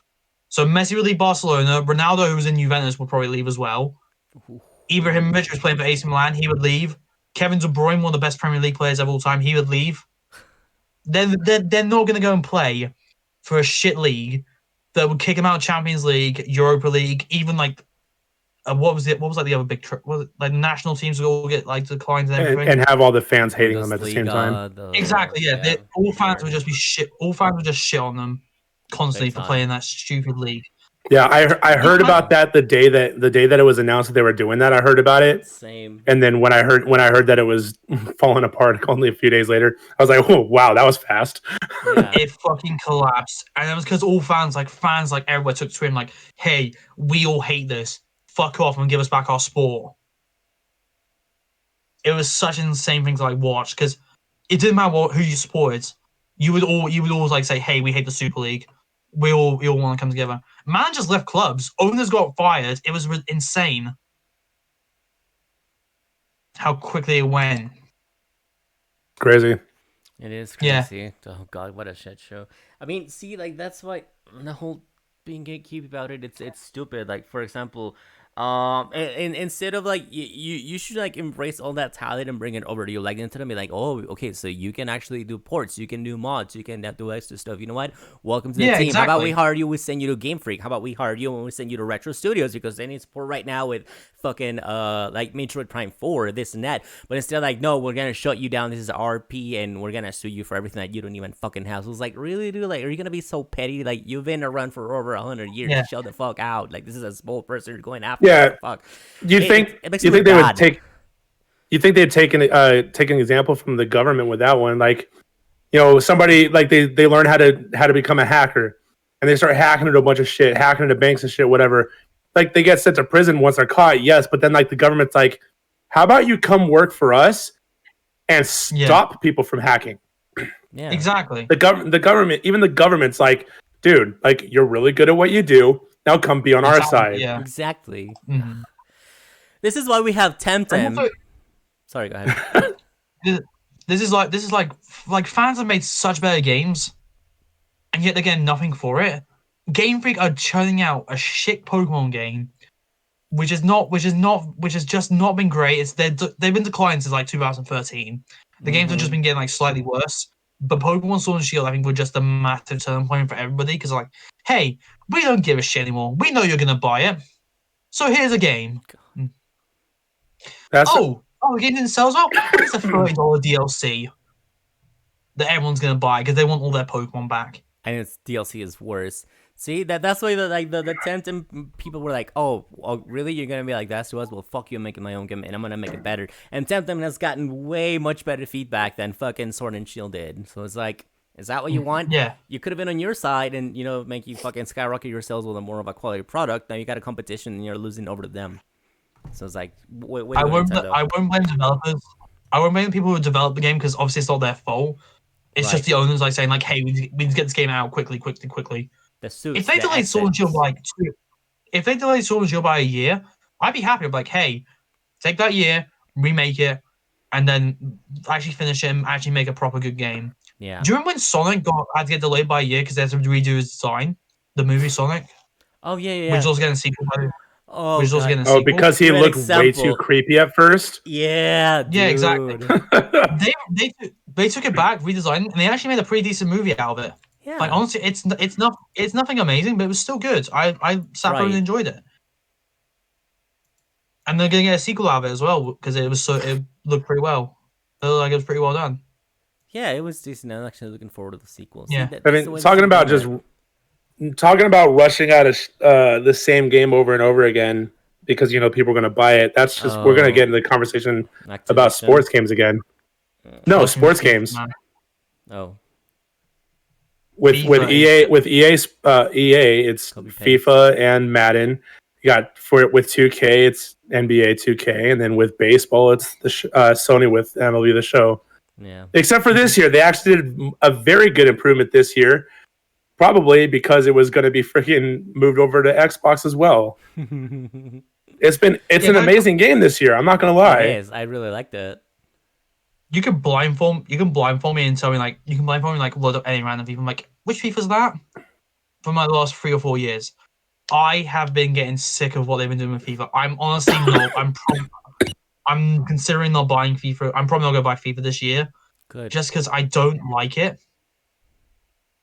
It's just not been fun. It's just been, hey, we got this esports game that esports players play, but it's glitched to fuck and it's fucking broken as hell. And only like these 5 players work properly. And it's only a money trap. Vote with your wallet. Exactly. Just say no, then they'll get the message. Buy all these FET cards. Oh, God. Mm-hmm. See, but I agree with Tux though. Like, I don't blame it on the devs. The devs work really hard and they get fucked over by the people calling the shots. Is that the fucking guys in the suits that don't understand shit about gaming and they don't care about the fans are the ones like making them like just like hey, we need money, we need to print it, fucking release the game, but it's not ready. I don't give a fuck, just ship it, and then everyone all around gets fucked except them. So it's like, yeah, I'm cool. I feel like games like. It feels like games just like don't have that much care put into them anymore. Apart from like the rare exceptions like Mario Odyssey and Legend of Zelda, Breath of the Wild, they look like they had actual care and effort put into them. They took a while to release. I will say that, but it was worth it in the end. Yeah. Because I can happily sit there and say like, hey, these games were good. I will play them for a long time. Right. Mm-hmm. But a game like FIFA, I'm like, I can play maybe for like half an hour and then I'll get bored of it. And I'm like, oh, well, I'm just getting frustrated. I'm not going to bother playing this anymore. Right. Why is it the free-to-play games, the ones that don't require any money? Some of them I really enjoy and put tons of hours into. But a game that costs like 40 quid, I can get bored of in 5 seconds. There's no heart in it. There's no quality anymore. Yeah, it's a money trap, and they know it, and they know they can get away with it. Mm-hmm. That's why I don't know if you guys heard of this about the latest decision happening in Activision, but then like I don't understand. They have the audacity to be like, oh no, we have lost over the last 3 years a lot of fans when it comes to like Blizzard games. Like everyone's dropping off our games. Like why? I wonder why. It's like bitch. Like Blizzard got word after Activision took over because now those motherfuckers have the audacity. They say like, hey, do you like Spyro? Oh, do you like Crash? Well, guess what? We're gonna put them in the back burner. They're gonna get back on the bench because Call of Duty needs more attention. Call of Duty's making a lot of money, so every single studio that we fucking under the sun now has to work for one franchise. And they also want to. They said they legit fucking said it's like we want every other new game, all of our RPs to be just like fucking Call of Duty. So I guess they want to add, since not every game, one of those games is a shooter, and not all of them can have a VR. They want to instead have some sort of like multiplayer part of game that they can just feed into and be like, hey, now we have a free to play multiplayer based in this universe and this EA game that you like or Activision game that you like. But now it's gonna have season passes and microtransactions and shit. So that they're trying to base that off of a free to play or VR model, even if it's not for a VR game. And they're dedicating all the resources to Call of Duty. But it's like, why? Like, just because it makes you money? Like, do you not care about the other IPs? Even though the last Spyro and fucking crashed so well, like, the fans responded well once they asked for it because they did. And, everyone showed up to buy the game when it came out. So it's like, does that not matter to you anymore? Like, there's nothing fucking sacred. It's like, and COD is the same shit every year. Yes, it's still fun. Sometimes we will play, but sometimes, like, it fucking frustrates the shit out of me. So it's like, they're gonna see more people drop off, but what I hate is when they ask like, "Oh my god, why are we losing players?" I mean, what do you fucking think? Don't put all your eggs in a basket, or at least don't make it as fucking repetitive. Like, reinvent yourself, dude. It's self-explanatory. Sorry, rant over. Go ahead. It's getting bad for Call of Duty because they're not even making the game proper. Like, they're not even making the game proper anymore. And they make a multiplayer. They're apparently going to draw in tons of players, but they reuse all maps. They put in half the effort. Like, you look at old Call of Duties. I know I always say like, everyone's gonna like, oh, you're just nostalgic for the old Call of Duties. They're not that good. They're just bad. They're just nostalgic for them. I'm not. I can very comfortably say that I think Modern Warfare 2, Modern Warfare 3, Black Ops 2, World of War, and COD 4 are all better than the shit they put out in the last couple of years. Yeah. World War 2 I never played, so I can't give an actual accurate opinion of it. Modern Warfare, what was in between them? Black Ops 4, that was shit. Modern Warfare, not great. Cold War, I know you guys love Cold War. I know you guys like Cold War, but I can't. You keep your goddamn mouth shut, Blade. I can't fucking stand that game sometimes. It's frustrating me to high hell. I can play Modern Warfare 2 for fucking hours, and I can sit there and enjoy myself. Meme idea. Sorry. Okay. Go ahead. I want to see it. The one with the blonde woman yelling at the cat, and then the cat just like, oh, dude, yes. The blonde woman is Blade bitching about Cold War, and I'm the cat. It's like, I'm sorry, but it's just not fun. I don't get the better Call of Duty. I don't give a fuck. It is fun. Look, okay. Define fun. How is Cold War any less fun than Modern Warfare? There are differences. Wait, when you say Modern Warfare, do you mean the 2019 one or the original? 2019. There's not that much. There's not much difference in between. But you yourself have said that you prefer Modern Warfare over Cold War. Why? Really? I don't know. Just mainly because I guess when I say Warzone kind of a combination of both. I don't mind them. I do like the maps a bit better in Modern Warfare. But then again, saying that it's just because like it's the remakes of like Hard Hat, Scrapyard, Rust. The only map that I actually enjoy on Modern Warfare, Shoot House. You put in Shoot House 24/7, I'm all over Modern Warfare. Shoot House was a great map. I love Shoot House. I even hate Shipment. Okay, Shipment's way too fucking. You spawn, you die. You spawn, you die. Okay, yeah. But like most of the maps there is just way too sniper friendly. And considering how many people in Call of Duty lobbies rely on quick scoping, I'm sorry. No to Modern Warfare except for Shoot House. It's also the reason why I don't really enjoy playing Warzone, because no matter what, I'm gonna get fucking sniped. Right. I'm also gonna say this: in Cold War's defense, it does have remade. It has remade all like the maps from like Black Ops 2 and that. It has remade them and it's picked the best ones. And I will say yes, they are good maps. The new maps, on the other hand, aside from Pines, which is I will say is a good map, and I love Pines. Apocalypse. Oh, fuck Apocalypse. The fucking ship. What's the name of that USS something? Apocalypse, Garrison was another one which is really bad. I'm trying to think now. I can't even remember the names of them. That's how bad it is. Yeah, same. Sometimes. It's not memorable. They're that shitty. Crossroads? Crossroads is the snowy one. Satellite. I hate Satellite. Miami. Miami. Oh God. I like God Miami awful. Strike. I don't like Miami at night. I like Miami Strike the daytime one. Miami Strike's okay, actually. I will say that Miami Strike's okay. It's fine. Yeah, that But is tolerable. no, I mean, I understand what you're saying. Like, but the thing is, like, most Call of Duty games is that same way, where it's you have some maps that are awesome, and then you have some maps that are just like, Yeah. Okay. This brings me to my point. Let's go back to Modern Warfare 2, for example. I played this game a lot recently. You do. There are two maps I don't like, and it's pretty much unanimous with the entire community. There are two maps which I don't like: Underpass, Derail. Oh. Both very large. Derail I just don't like because it's just snowy and it's just stupidly far to go places. Underpass is dark, you can't see shit. It's very sniper reliant, like you said. But the other maps, I think there's like 20 maps in that game. All fantastic, really enjoyable. Afghan, Terminal, High Rise, which we will talk about in a bit after what you both you said about Hijack being better. Hijacked is better. And it's better. Favela. What's another good map? I remember Favela. Holy shit, that was good. Favela is one of the best maps they've ever made. It's so good. Airport? Fucking airport? I mean, that's Modern Warfare 2. But I love it. Terminal. But see, so the thing is though that you are talking about Modern Warfare 2, and then on the Black Ops side we're talking about Cold War. They're different series. They're all under the Call of Duty umbrella. Let's talk about Black Ops then. So you've got Summit, you've got Array, you've got Nuketown, you've got Firing Range. I'm trying to think of other maps now. It's hard when you go back and you think about games. WMD, there's another good map. Jungle, which was remade in Black Ops 4, but it's a remake. Okay, here's my hot take. Sorry, go ahead. Black Ops, you have Hijack, which I will say is a good map, but High Rise is better.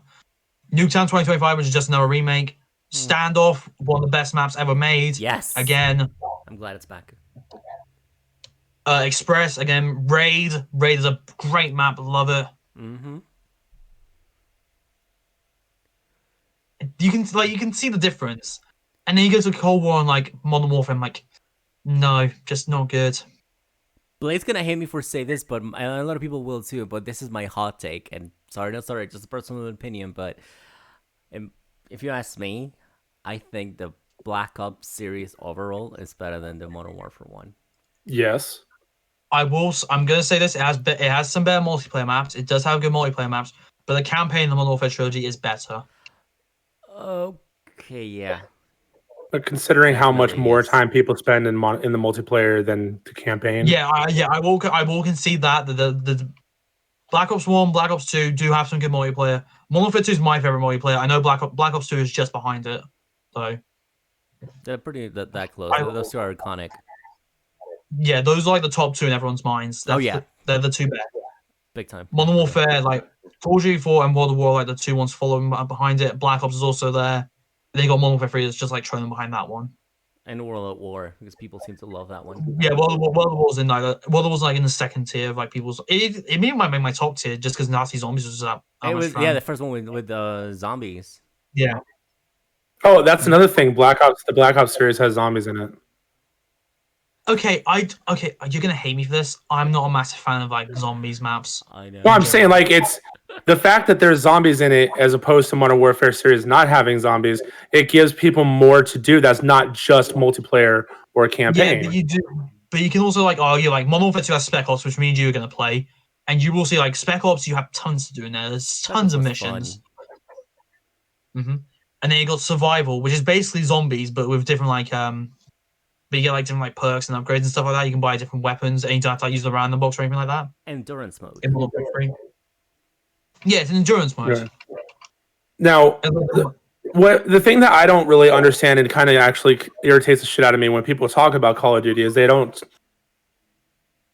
I'm the type of person that will look at what's currently available and determine whether or not something is good based on that. I don't sit there and go, oh well, it's not as. I don't feel the same way about this game as 15 years ago I felt about that game. People like to sit there and be like, oh, Black Ops 2. Okay, but can you go back to Black Ops 2 right now and play it right now and feel that same way as you did when Black Ops 2 was first released? Probably not. No, you're not going to.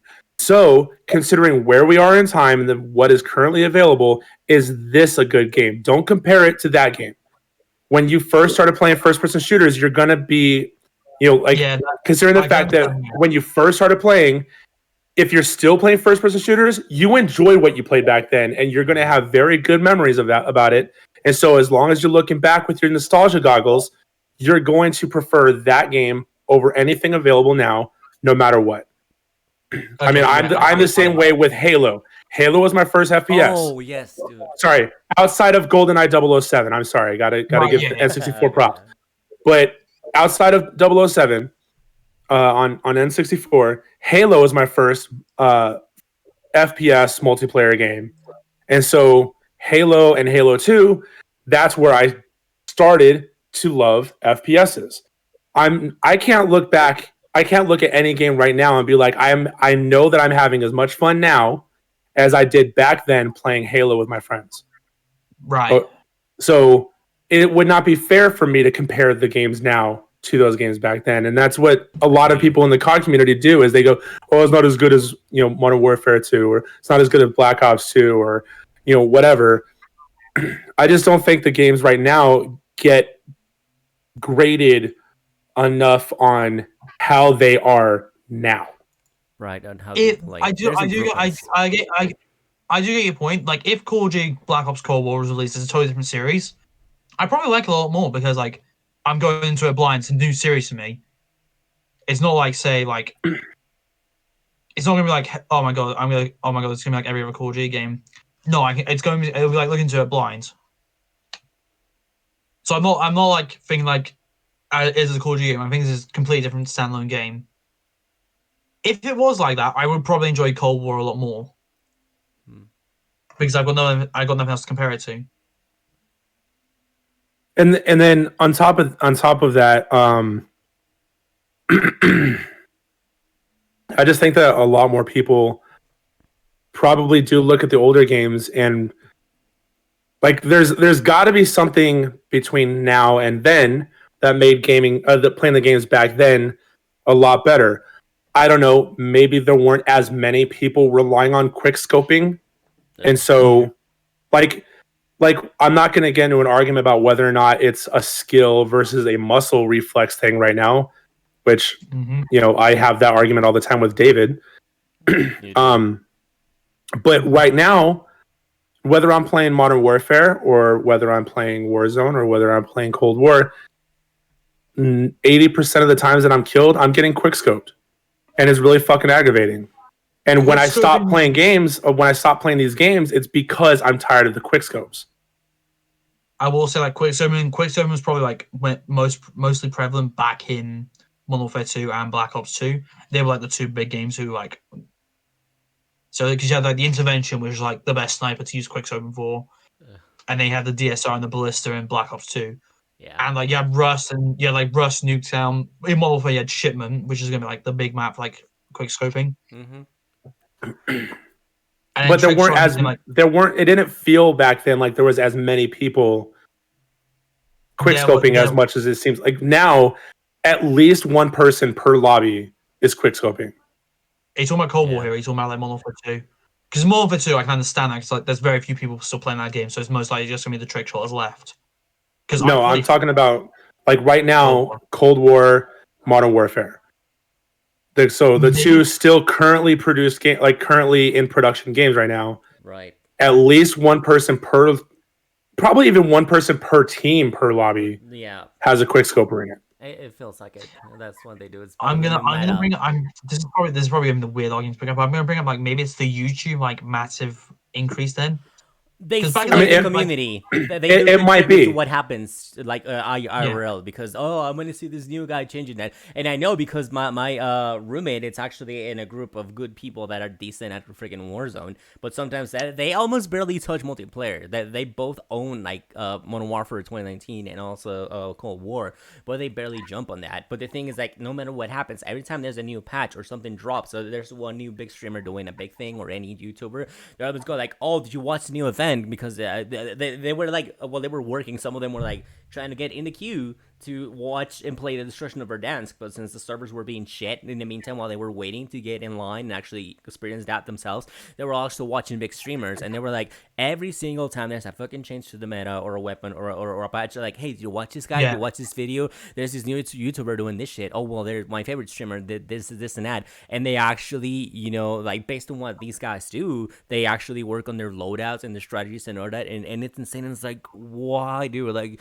it's actually been not beneficial to the fucking game, but it's kind of like poison. And then you see everyone and their fucking mom doing the exact same shit and ruins the game for everyone who's just trying to chill out, because not everyone's gonna be sweating. Some of you like play, you know, there's limited time and access to what you buy and what you game. So if you're like, hey, Warzone's free and I work like fucking 16 hours today shift, I just want to get 1 or 2 games in on Warzone before bed, you're not gonna have a good time, because even though I know you didn't pay for that, all you want to do is, like, you know, like, if you love Kart so much since you were a kid, now you're gonna hate it because you have all these sweatings, using the exact same weapons all the time, killing you every time. You're like, you know what, fuck it, I'm just gonna go to sleep all of a sudden, because it's not fun anymore because of these assholes. Because whatever drops and the big gamers do, everyone just like follows, and you know, they play the same thing, and it ruins it for everyone else.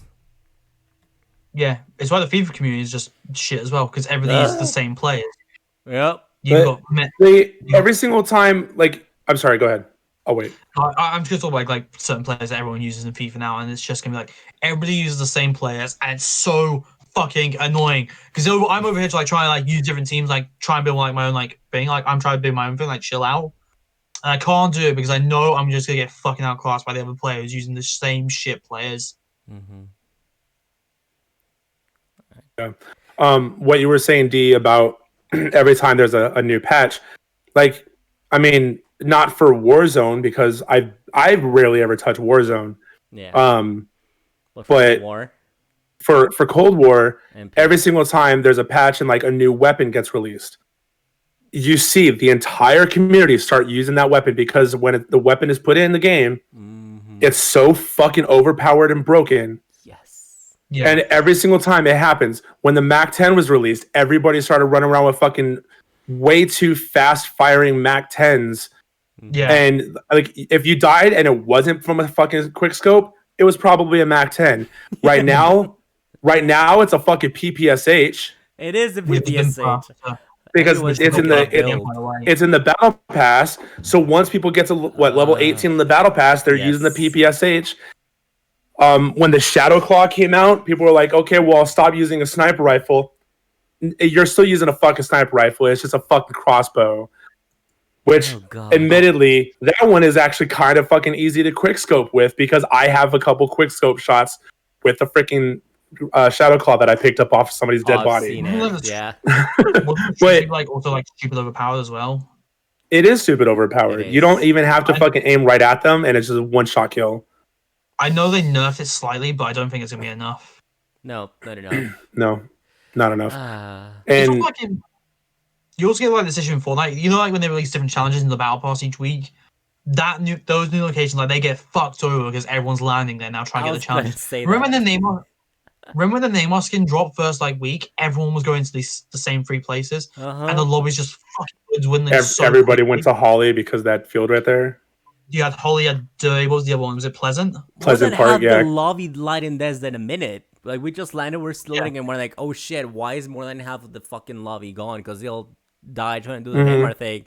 So we were just like, you know, either not getting a lot of kills because most of the people were dead while we were making our way down the fucking circle, or we were getting top placements, like, again, with low kills because someone else, like, already saw them because they were trying to do the exact same shit. Like, they couldn't even get their challenges done because they would die at the fucking soccer pitch or whatever. Yeah, and the worst part was, like, whoever, like, survived was always the sweaty players. Like, who obviously, like, who never stopped playing this game. We've been playing for, like, consistently for, like, 4 years. And it was just frustrating because we couldn't do anything against it.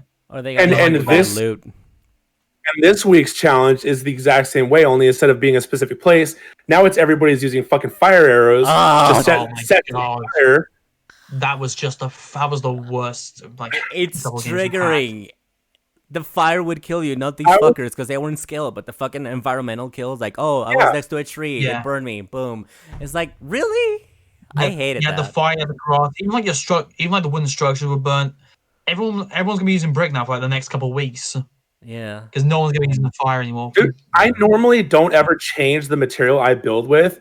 I started changing it yesterday. Yesterday, I'm like, I'm using fucking metal. Yeah, metal.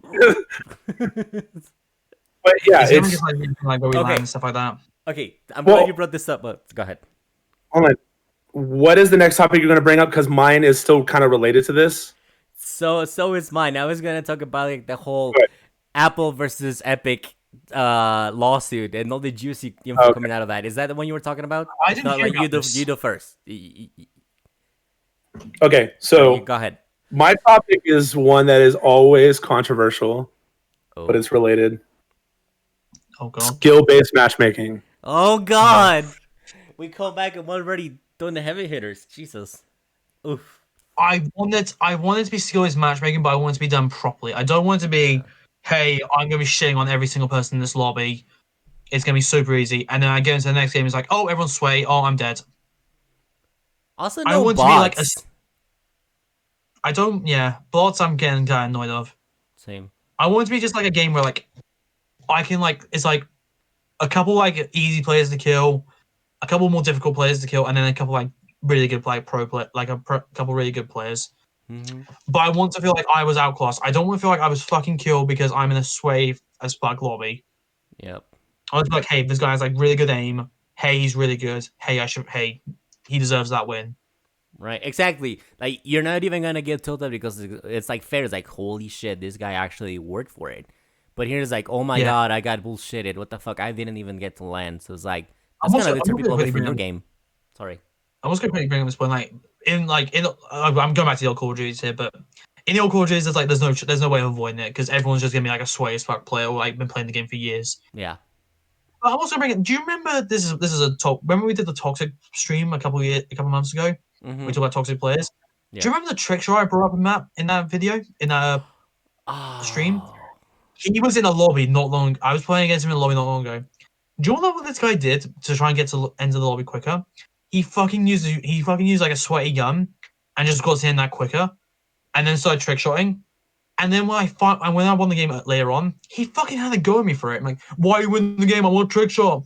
Go into fucking custom lobbies then. I don't give a shit. I want to play the game. I shouldn't feel bad because you can't fucking trick shot. Right. What about this kid? This week, the guy who thought you were hacking on Fortnite. Oh my god, yeah, dude, that was oh my god, I lost my shit over that. That was hilarious. Okay, so here's what actually happened. Because I know Talk wasn't there when we did this. So we were playing in squad. It was like me, was it Hermit and M? Was that the squad? I know Hermit was there. I think it was M as well. Was the final player? Yeah. Okay, so what happened was it was like the last three squads, and we were the last three squads. Emma got separated from us at the start of the game because she wanted to go and do a challenge in Steamy while we were all at Dirty. Right. So okay, go and do that. We met back up towards the end, and I think it was her and D split off to go and do their own thing. Me and Hermit stayed together for a bit, yeah. And we ended up finding like both other teams fighting each other. We third partied. I think I knocked two people with the flame bow, or the explosive bow. But what happened was I hit one guy with the explosive bow and like did damage to his shield. And the other guy must have been down next to him because I got a kill with the explosive bow. I'm like, oh wow, that was easy. So I carried on. And last team fight, I think me and her were the only two left alive. I get a guy send me 2 screenshots. I'm like, okay. And then it's like another message saying like now report PlayStation for hacking. I'm like, okay, wasn't hacking very clearly. Dude. And I go and like look at the thing, and the thing is, I was fucking teaming, apparently. How was I teaming? I'm not even like, I'm shooting at everybody I can. Oh my god. Like, oh, he was teaming with his teammates. Like, you can't. Okay, I'm teaming with my teammates. Fine, that's the point of squads. Yeah. And then the second thing was like, oh no, it's report for hacking. I'm like, how was I hacking? I never actually got a response for it. No, I assumed aimbot, but it was very clear not aimbot. Nope. Like, I got the proof. I saved the match. I'm gonna say this right now.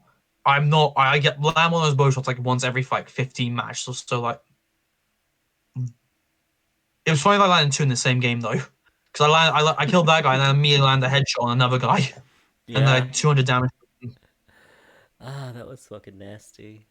Like, why are you being toxic just because I outplayed you? Because I beat you in the fight? Come on, dude. Salty. Get a grip. Get good. Or die trying.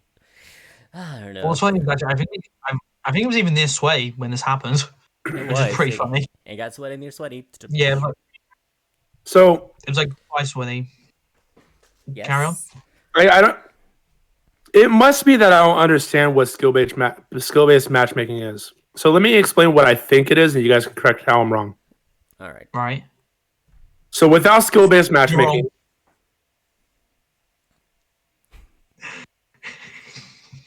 I kill you. Thank you for another episode. We'll see you guys next Saturday.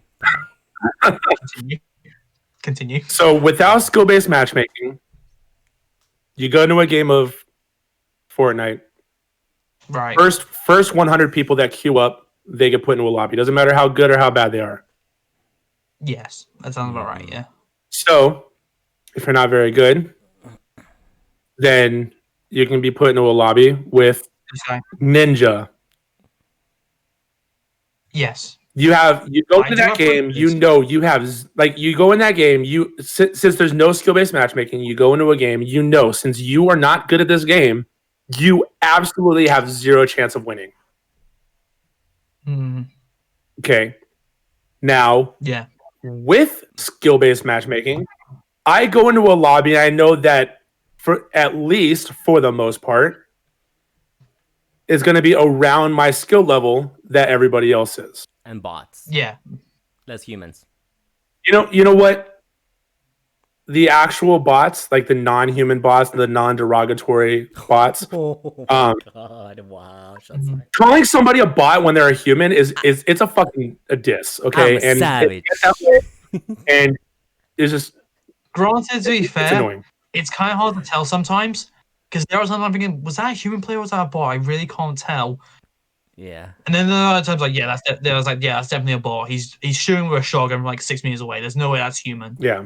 So others people pretend to be fuck you up. But at least then I have a chance of winning. And so back before skill-based matchmaking was as heavy in Fortnite, I hated playing because I never won. And it wasn't that I never won exactly. It was that I knew that I wasn't going to live long at all. No matter where I landed, no matter how good I was getting, I was always getting built up on. The sweaty builders, it was always happening. At least now with skill-based matchmaking being input since chapter 2? Probably, so. Yeah. No, yeah, right. So chapter 2, they put in skill-based matchmaking, and I'm able to survive longer, if not actually win. And so I've been having more fun with it because I actually have a chance now, and it's not that I'm going into the game knowing I'm not going to win. One of the issues I have with Warzone is I'm never going to fucking win. I have 2 wins lifetime in Warzone. Same. And so I don't enjoy playing it. The fact that there's people that are just way too skilled at quick scoping and shit in the lobby, I know I'm going to lose, and it's not fun, and so I don't play it very much. Am I understanding skill-based matchmaking so far? Yeah, you got the general. Sounds about right. Damn it. General idea. You said it. You fucking said it. Let's go. General idea. Now, most of the time when I'm seeing people bitching about skill-based matchmaking, it's people who are really fucking good, and their reasoning for it is that they're not going to be able to win anymore because they're having to go up against other people that are equally as good, and they want to be able to fucking pick on the people that suck. But that's how you play arena. Like these oh my god, okay, so these motherfuckers are complaining because they can fucking stump pump anymore. I can't let shit on the newbies. I have to go play against the pros. Dude, if you were in the fucking competitive scene, that's what happens. If you were to fucking play instead of pups, like go into actual arena or whatever, that's what fucking happens. So it's like if you are as good as say you are, then go against people against your fucking level or higher. Don't be a little bitch and step on the newbies that want to enjoy the fucking game and try to, join the franchise for once and see if they like it or not. Asshole. Yeah, FIFA has like a really weird skill-based. FIFA has a really weird skill-based matchmaking system where it's there, but it's really poorly executed, and I really hate it. So I'm gonna bring like your skill is your skill. You get your skill rank at the start of the game. You get 5 placement matches, and you get put into a skill rank like an Overwatch. Oh god. For example, right now mine's in like the upper 600s. So I play against like players in the same like upper 600 region.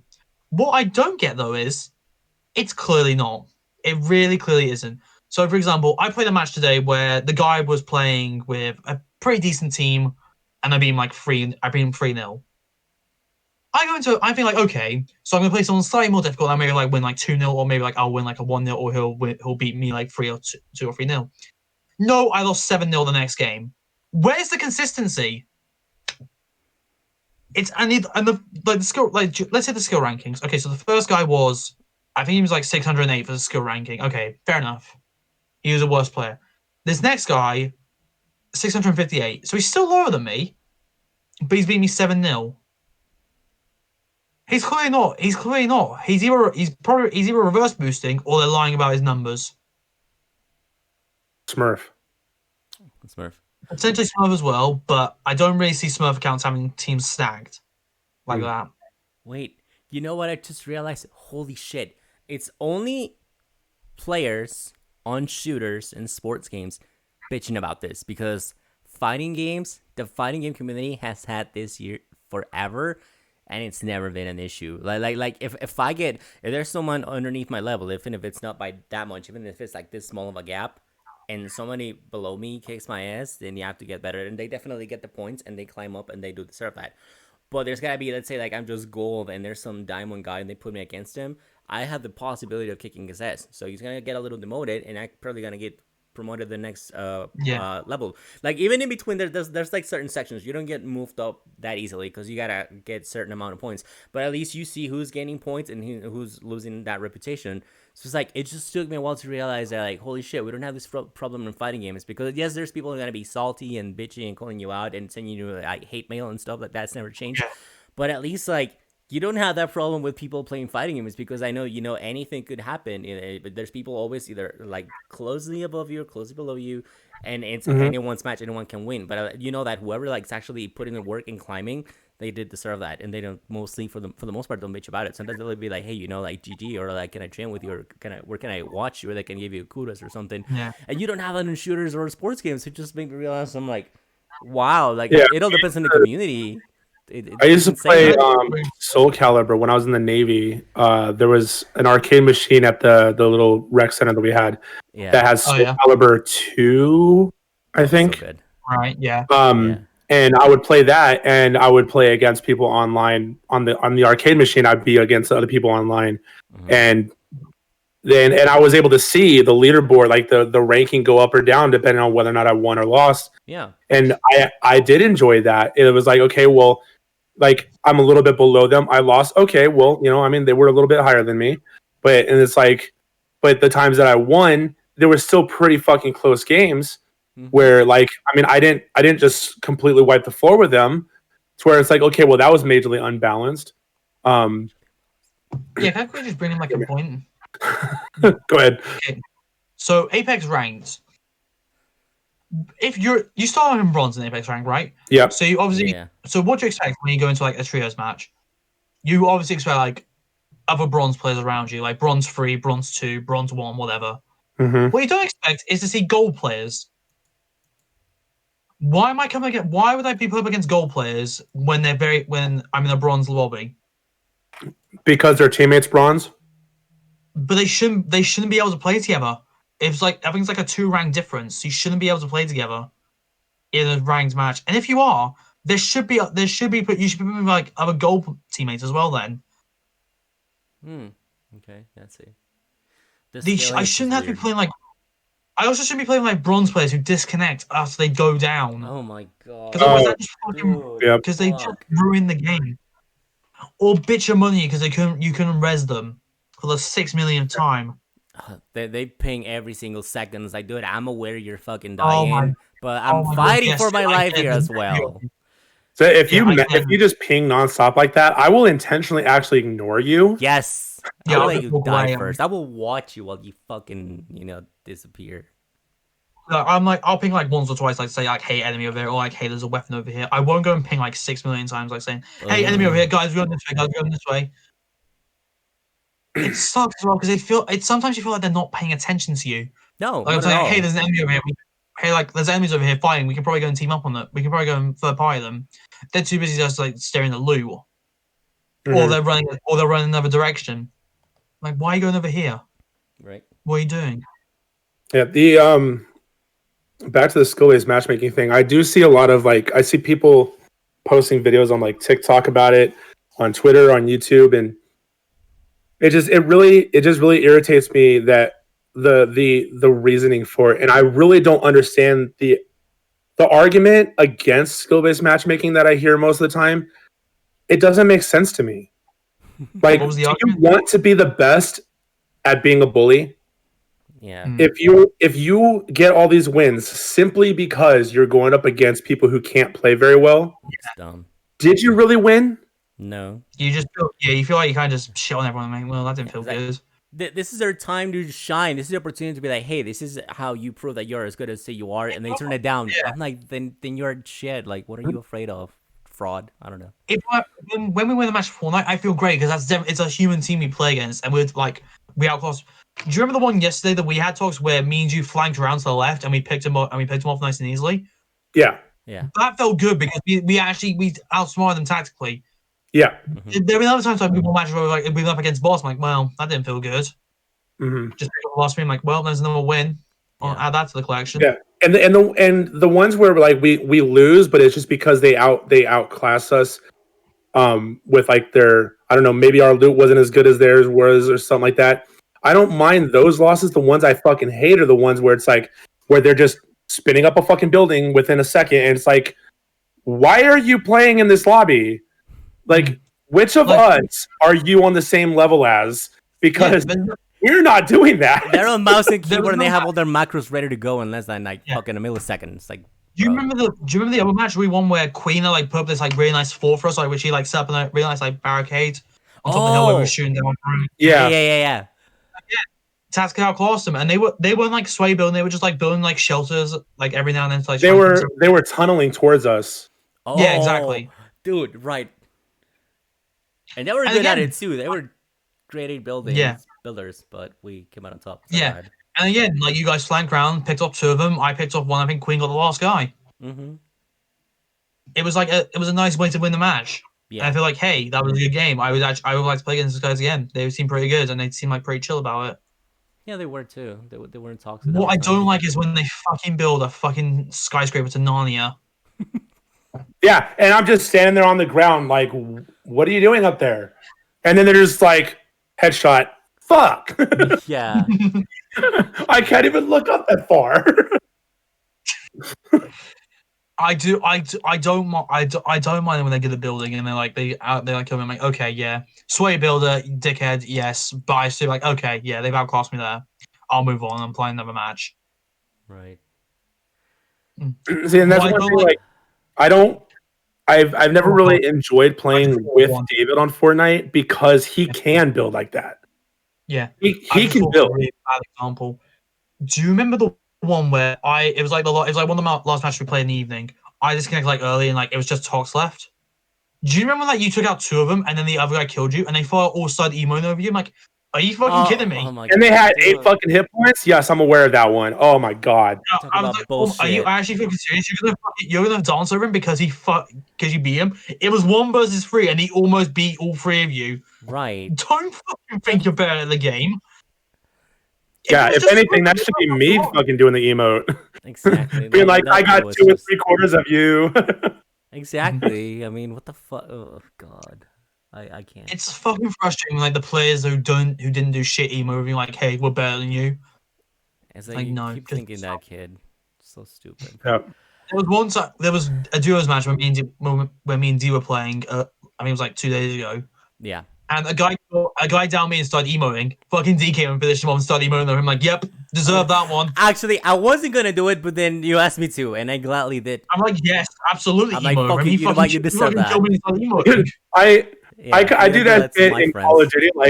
Like I'll be playing, and like Queen's playing, and then like somebody will kill her and they'll start teabagging her, and so I'll fucking kill them, and then I go up and I just start teabagging them. Normally I don't do the teabag mid game. But they deserve it at that point. It's just like, hey. But it's like, you're gonna be a dick. I'm gonna be a dick too. Exactly. Here's my teabag. Yeah. Them right every time. Don't let me catch you teabagging a teammate. Just saying. Yeah, exactly. My friends, I'm gonna fuck you over just worse. That sniper, that guy was sniping me. He did the same shit to me. I'm like, okay, cool. Wow. So I started that past him and just like, yep, teabag. Oh, I win. It's like, who's better now, bitch? Like, I love those moments when you come back and then they piss you off, and then you at the end, outclass him, and then you rotate the shit out of him, and it shows. It's like one of those movie moments where like you come like they're like showing you right from the beginning, but then you start to turn around to like, cry, kid. Like he's getting shit on, but then he turns around. He's actually amazing. Right. Cry. Okay, so I think that you know what we're gonna wait for that other topic, because I mean it's a really juicy one, but it's a big topic, and we're only done with the whole 1 week week one of the trial, but it's a 2-week thing. So I'm much rather talk about it once we have like everything that comes out of that, like after the 2-week process. So yeah. Oh, the trial is all together. Apple versus Epic, dude, that shit's juicy, man. That's the fucking tea. It's just a entire teapot. No, I knew about the issues going on. I just didn't know that the trial started yet. Oh yeah, they're shooting the shit out of each other, out of the whole Fortnite not being on Apple devices anymore. But we'll talk about that next week. I'm on Epic's side on this one. Same. Oh, dude, for real. I like to everyone to just hold out your switches like earlier and just put in front of your face, in front of the camera, if you don't mind. I mean, for a little bit. I have an idea for this. There's a purpose. Okay, blade a little closer, please. Thank you. No, up, higher. There you go. Now closer to the camera. Okay, ready? Not as much. All right, back out a little, blade, and go a little higher. Backing up. There you go. Okay. A little bit, just a tiny bit closer. Fucking hate you so much right now. No, for real. All right. Yeah, I think I got it. All right, put it away. Thank you. Fucking hell, that was painful. Sorry. But I mean, yeah, there's so much we can unplug with. Stream close up, bro! Please tell me somebody knows that reference. Sideways. Oh my god. We're doing tricks. And then you drop it and break it. Like, oh. I don't know. Mistakes were made. I've had the Switch for 2 years now. Really? I had it for 3. Yeah, I got mine in 2019. Oh, 2018 for the before the anniversary, like February, I think. And that's when I bought it like just before like college ended for me. I'm pretty sure for my first year of uni. Oh, that was 2 years ago. Jesus. And that's when what talks? Oh, I'm dropping the Switch after fumbling around, be like, and that's when he knew he fucked up. Oh, I've been pretty proud that I've been able to keep like all my devices in pretty good condition. Like my DS is 3 years old, 4 years old nearly. My Switch is 2 years old. My Xbox is 5 years old. Oh, you have a Vita? Fuck. I have 2 Vitas. Yeah, exactly. Oh, gross. Hey, whoa. Vomit. So guys, we're gonna replace talks from now on. Thank you for working with us for the last few months, but your services are no longer required. If you know someone else who could fill in, please let us know in the chat. No, I'm kidding. I love the Vita. The Vita was great. I mean, come on. Name one piece of obsolete technology. UMDs. That's PSP. That's fuck. Vita's. Oh wait, never mind. My bad. Oh shit. Oh no! God, I'm a savage. I never had a PSP. I never thought it was a good idea. Sorry, talk. Sorry. But still, anyway. Vita. Bleh. Oh my god. Anyway, should we wrap up for the evening then? I'm gonna pretend I didn't hear that, but yes, that way so we can get some gaming in. I see Queen has already been sending us some invites, so yeah, because I want to chill before I leave the house. Are we playing Cold War? I really thought we were doing Fortnite, but I'm down for either one. Fortnite all night. Who else is with me? I don't know. Well, we'll talk to Queen.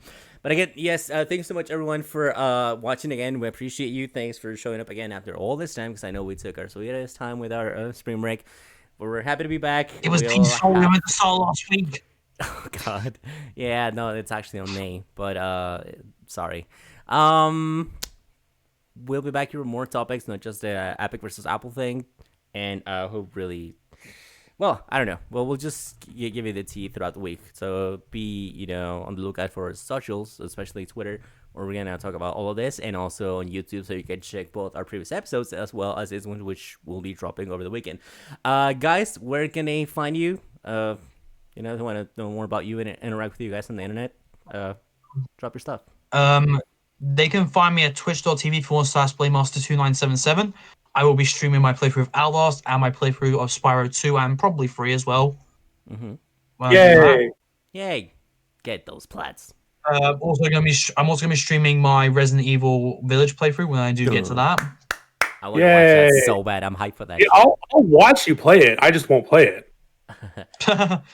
Like you're gonna be like, didn't you watch me play Outlast as well? Or you watched me do the DLC? I'm pretty sure. I've watched you play Outlast, but I've also played Outlast. There's not very many scary games I'll play, but I do watch them just fine. Okay. Mm-hmm. Yeah, it's like a horror movie. It's like horror movies. Like you like horror movies, you like horror games. Yeah, as long as I'm not in control of the character, I'm perfectly fine. Let's go. Yeah. Okay. See, I'm the type of person, like, I'm watching a movie. I'm just like, why are you running upstairs? The killer is in your house. Run away from the house. Why are you? But while playing the game, I'm just like, I need to go upstairs like now. Or I should just stand here frozen and hope that he doesn't see me. Mistakes were made, and then you hear the music. Yep. I get the idea is like, hey, I'll hide upstairs. Maybe he won't look at me. But if it's gonna happen, hide outside at least so you can like see where he is and everything like that. Don't hide upstairs.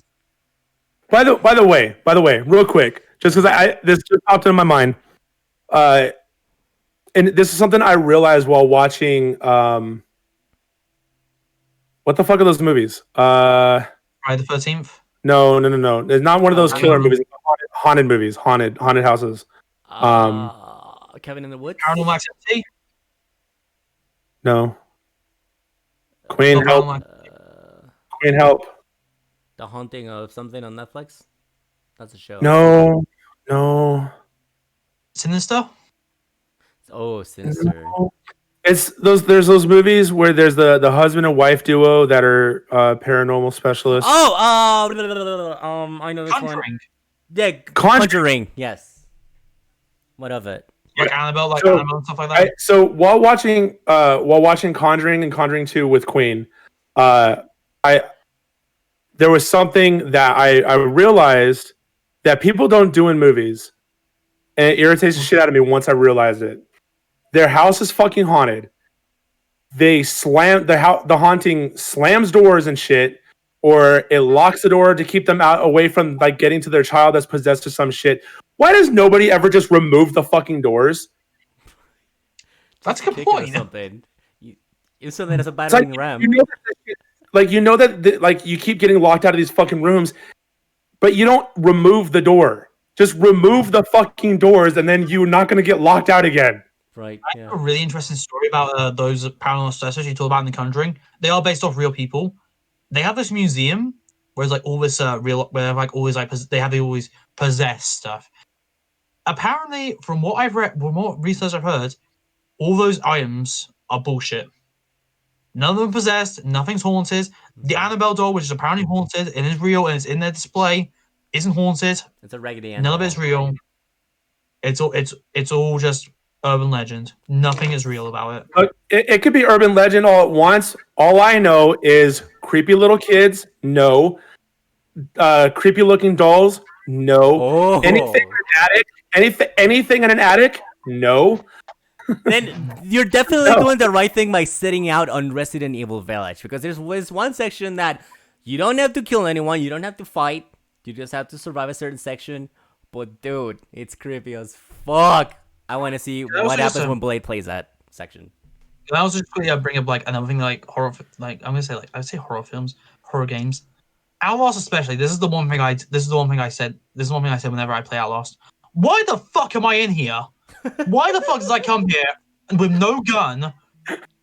Nothing to like say, hey, I might defend myself. There was also a part like right at the end of the game, and I even said this in my insane playthrough. There were guns.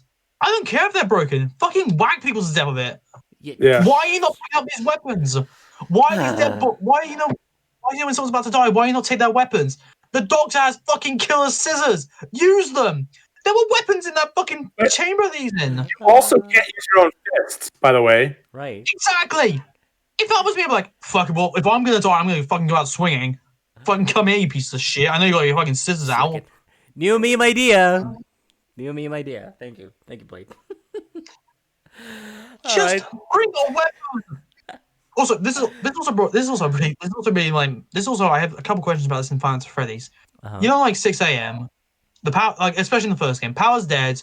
You have to, and the power's dead. Freddy's about to kill you. So he turns to 6 a.m. What happens then? Oh, Freddy's just gonna stop and walk back to the stage, see? Or you go, well, possibly like, oh, hey, Freddy, you almost got me, man. Oh, you almost caught me though. It's 6 a.m. though. I gotta leave. See you tomorrow night. Hey, Freddy. Tomorrow. Yep. No, he's gonna fucking kill you. Oh god, that's so stupid.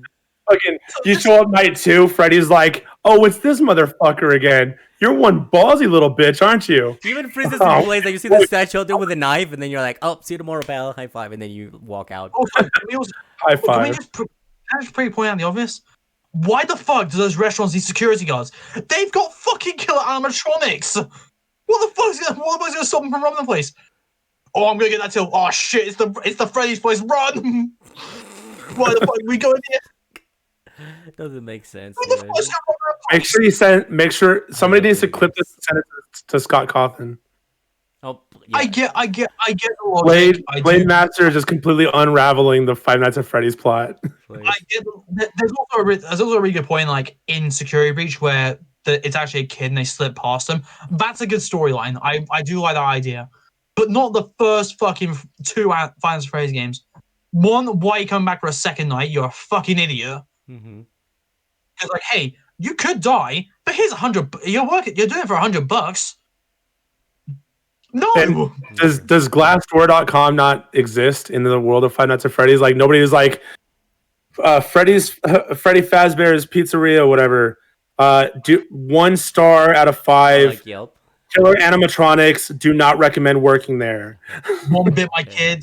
Remember the Vibe 87? Yeah, that was never brought up after the food. It's fucking to die games. for.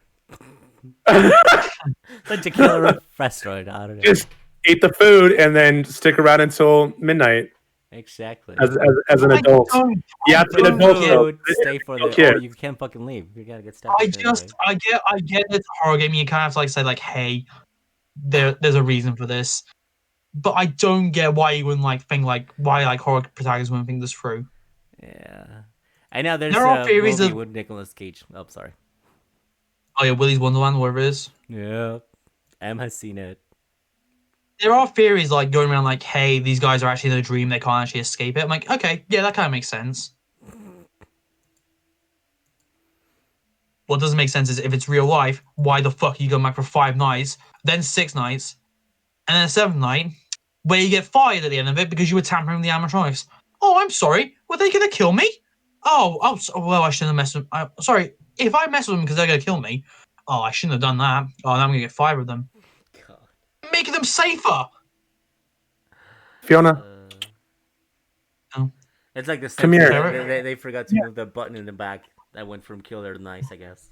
Come here. Yeah, exactly. It's like the Simpsons episode where they got the crusty doll. Yeah, I know you know what I'm talking about. It's like, oh, another possessed one. Yeah, that was a problem. It sucks. Where can they find you? Because I just got a second notification right here. Oh yeah, keep going. Yeah, the invites I'm getting from her is for Cold War, by the way. I know, same.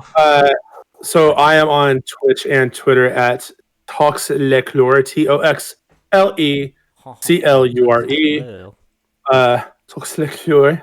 You have to say it with your pinky up. It's fancy. Exactly. British accent. Also British accent. No, it's French. British. It's got to be. It's a French accent. Yeah, what British is like talks the clip. Or TikTok. You can follow me on TikTok as well. Every once in a while, I put on. I don't have the balls to sing like D here does, but you know, whatever. What can I say? I don't know why I do have these things sometimes. You guys send me challenges. I just do like whatever you request because I do that for my friends. I love you guys. Nobody sends me shit. Well, you sent me one. You sent me one, and here's the thing: is you sent me one to blind react to, and I did go to blind react to it, but I was laughing through the whole fucking thing, and I deleted it instead of posting it because I was laughing too much. I didn't want anybody to think I actually watched that kind of shit. So I was like, yeah, no, don't do it. Don't. There's no such thing as laughing too much. I would love that. Ah, fair enough. It was hilarious. It was funny. What, babe? It doesn't matter. I was gonna say something that completely realized it didn't make sense whatsoever. That's fine. Well, you guys can find me on Twitter and here on Twitch TV as UFO for me. We do this every week on Saturdays. We talk about a lot of gaming related things or geeky stuff throughout the week on our socials. I do have a few TikTok videos, but I'm still working on that account. So yeah, I think I have an Instagram, but I barely use it. So that's not really plug it in too much. But if you guys can, this is usually where we are, where you can interact with us throughout the week until we come back for the next episode. And also if you like to support your friend out, I do have a code for it's called UFall. So if you guys can use that, I'd really appreciate that so much. But sorry, go ahead, talk. Obligatory animal in the screen. Come on. Fiona, come here. Oh yeah, we have to do that, don't we? There hasn't been a podcast yet that hasn't had an animal on the screen. Exactly. We cannot Fiona, like this. We'll take the cuteness overload. Come here. What the people demanded a while ago. I'm trying to... Come here. Come here. We also have a YouTube, by the way, so you can watch all of our episodes and other outtakes. Fiona! My heart, it melts. Look, animal, it's a spider. It's a spider. I think it's like, It's like, no, I don't want to see spider. Damn it, I don't have animals here. Fuck. Sorry. Maybe next time. She's like crazy. Oh, Fiona, I love her. Well, that's it from our end. Hope you guys have a great rest of your weekend and your Saturday night. Don't go too crazy. We're about to go game a little bit before we see where the night takes us. And once again, thanks for showing up. If you like what you see, please follow us. Interact with us. We have active Twitter, and again, we're more than welcome to hear your feedback. Be like pepperoni. Oh. All right. Go ahead. Before I forget. Yeah. We had discussed this in Discord, but we weren't actually we weren't sure if we were actually gonna do it. I suggested another quiz night, like a Who Wants to Be a Millionaire type game instead of the original quiz night. Right. I don't know if you guys would be interested in that. I know DC was down for it, but I don't know what Toxic's opinions are of it. I only want to answer questions. I don't want to ask them. Okay, that's fine. Like, so what I was gonna say we do is like I'll make questions for you two, and then D can make questions for me. And he can ask me. Yeah, I love that. Or like B can do it as well. Whatever. Whoever our fourth person is, I'll also make questions for them. B, do you want to be part of that? Do you want to help out with us so we can all like play? Because you did really well, Sam. See, there you go. You can. We need you back on the show. We missed you. That was last thing that we discussed before you brought that up the other day, Blade. Is that B said that she would be the next quiz master. Oh yeah, that's right. Master. Yeah, I remember that's what we agreed on. Yeah, all I want to do is I want to take part in the quiz night instead of actually asking questions because I didn't mind it, but it was just a bit like not fun because I had to make 100 questions. I was like, do all these people, do everyone know this? Would everyone know this? I'm sure we will, and if not, someone in the audience will. Yes? Yeah. Did you say B or D? B. Oh.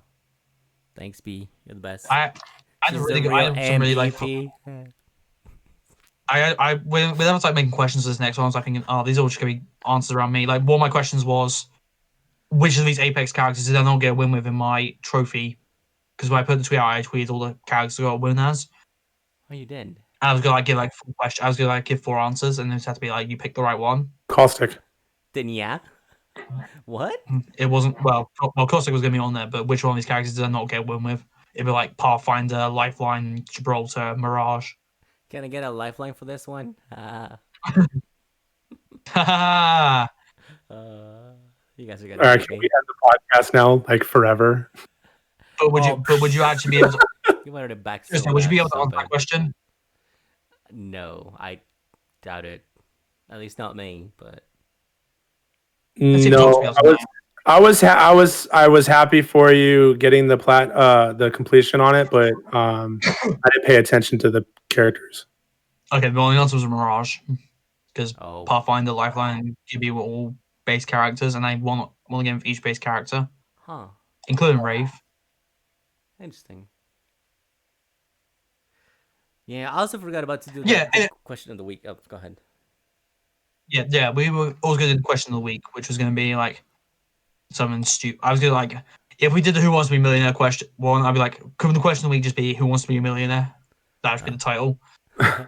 I have one, but I'll save it for next week. But yeah, go ahead. All right, okay. Yeah, we'll sort that out then. Yeah, we'll figure it out. All right, we should sign off because we've been making this outro for like the last 10 minutes. Yeah, for real. All right, thanks again, guys. Take care, have a good one, and we'll be seeing you around. So, heck yeah. Peace. See ya.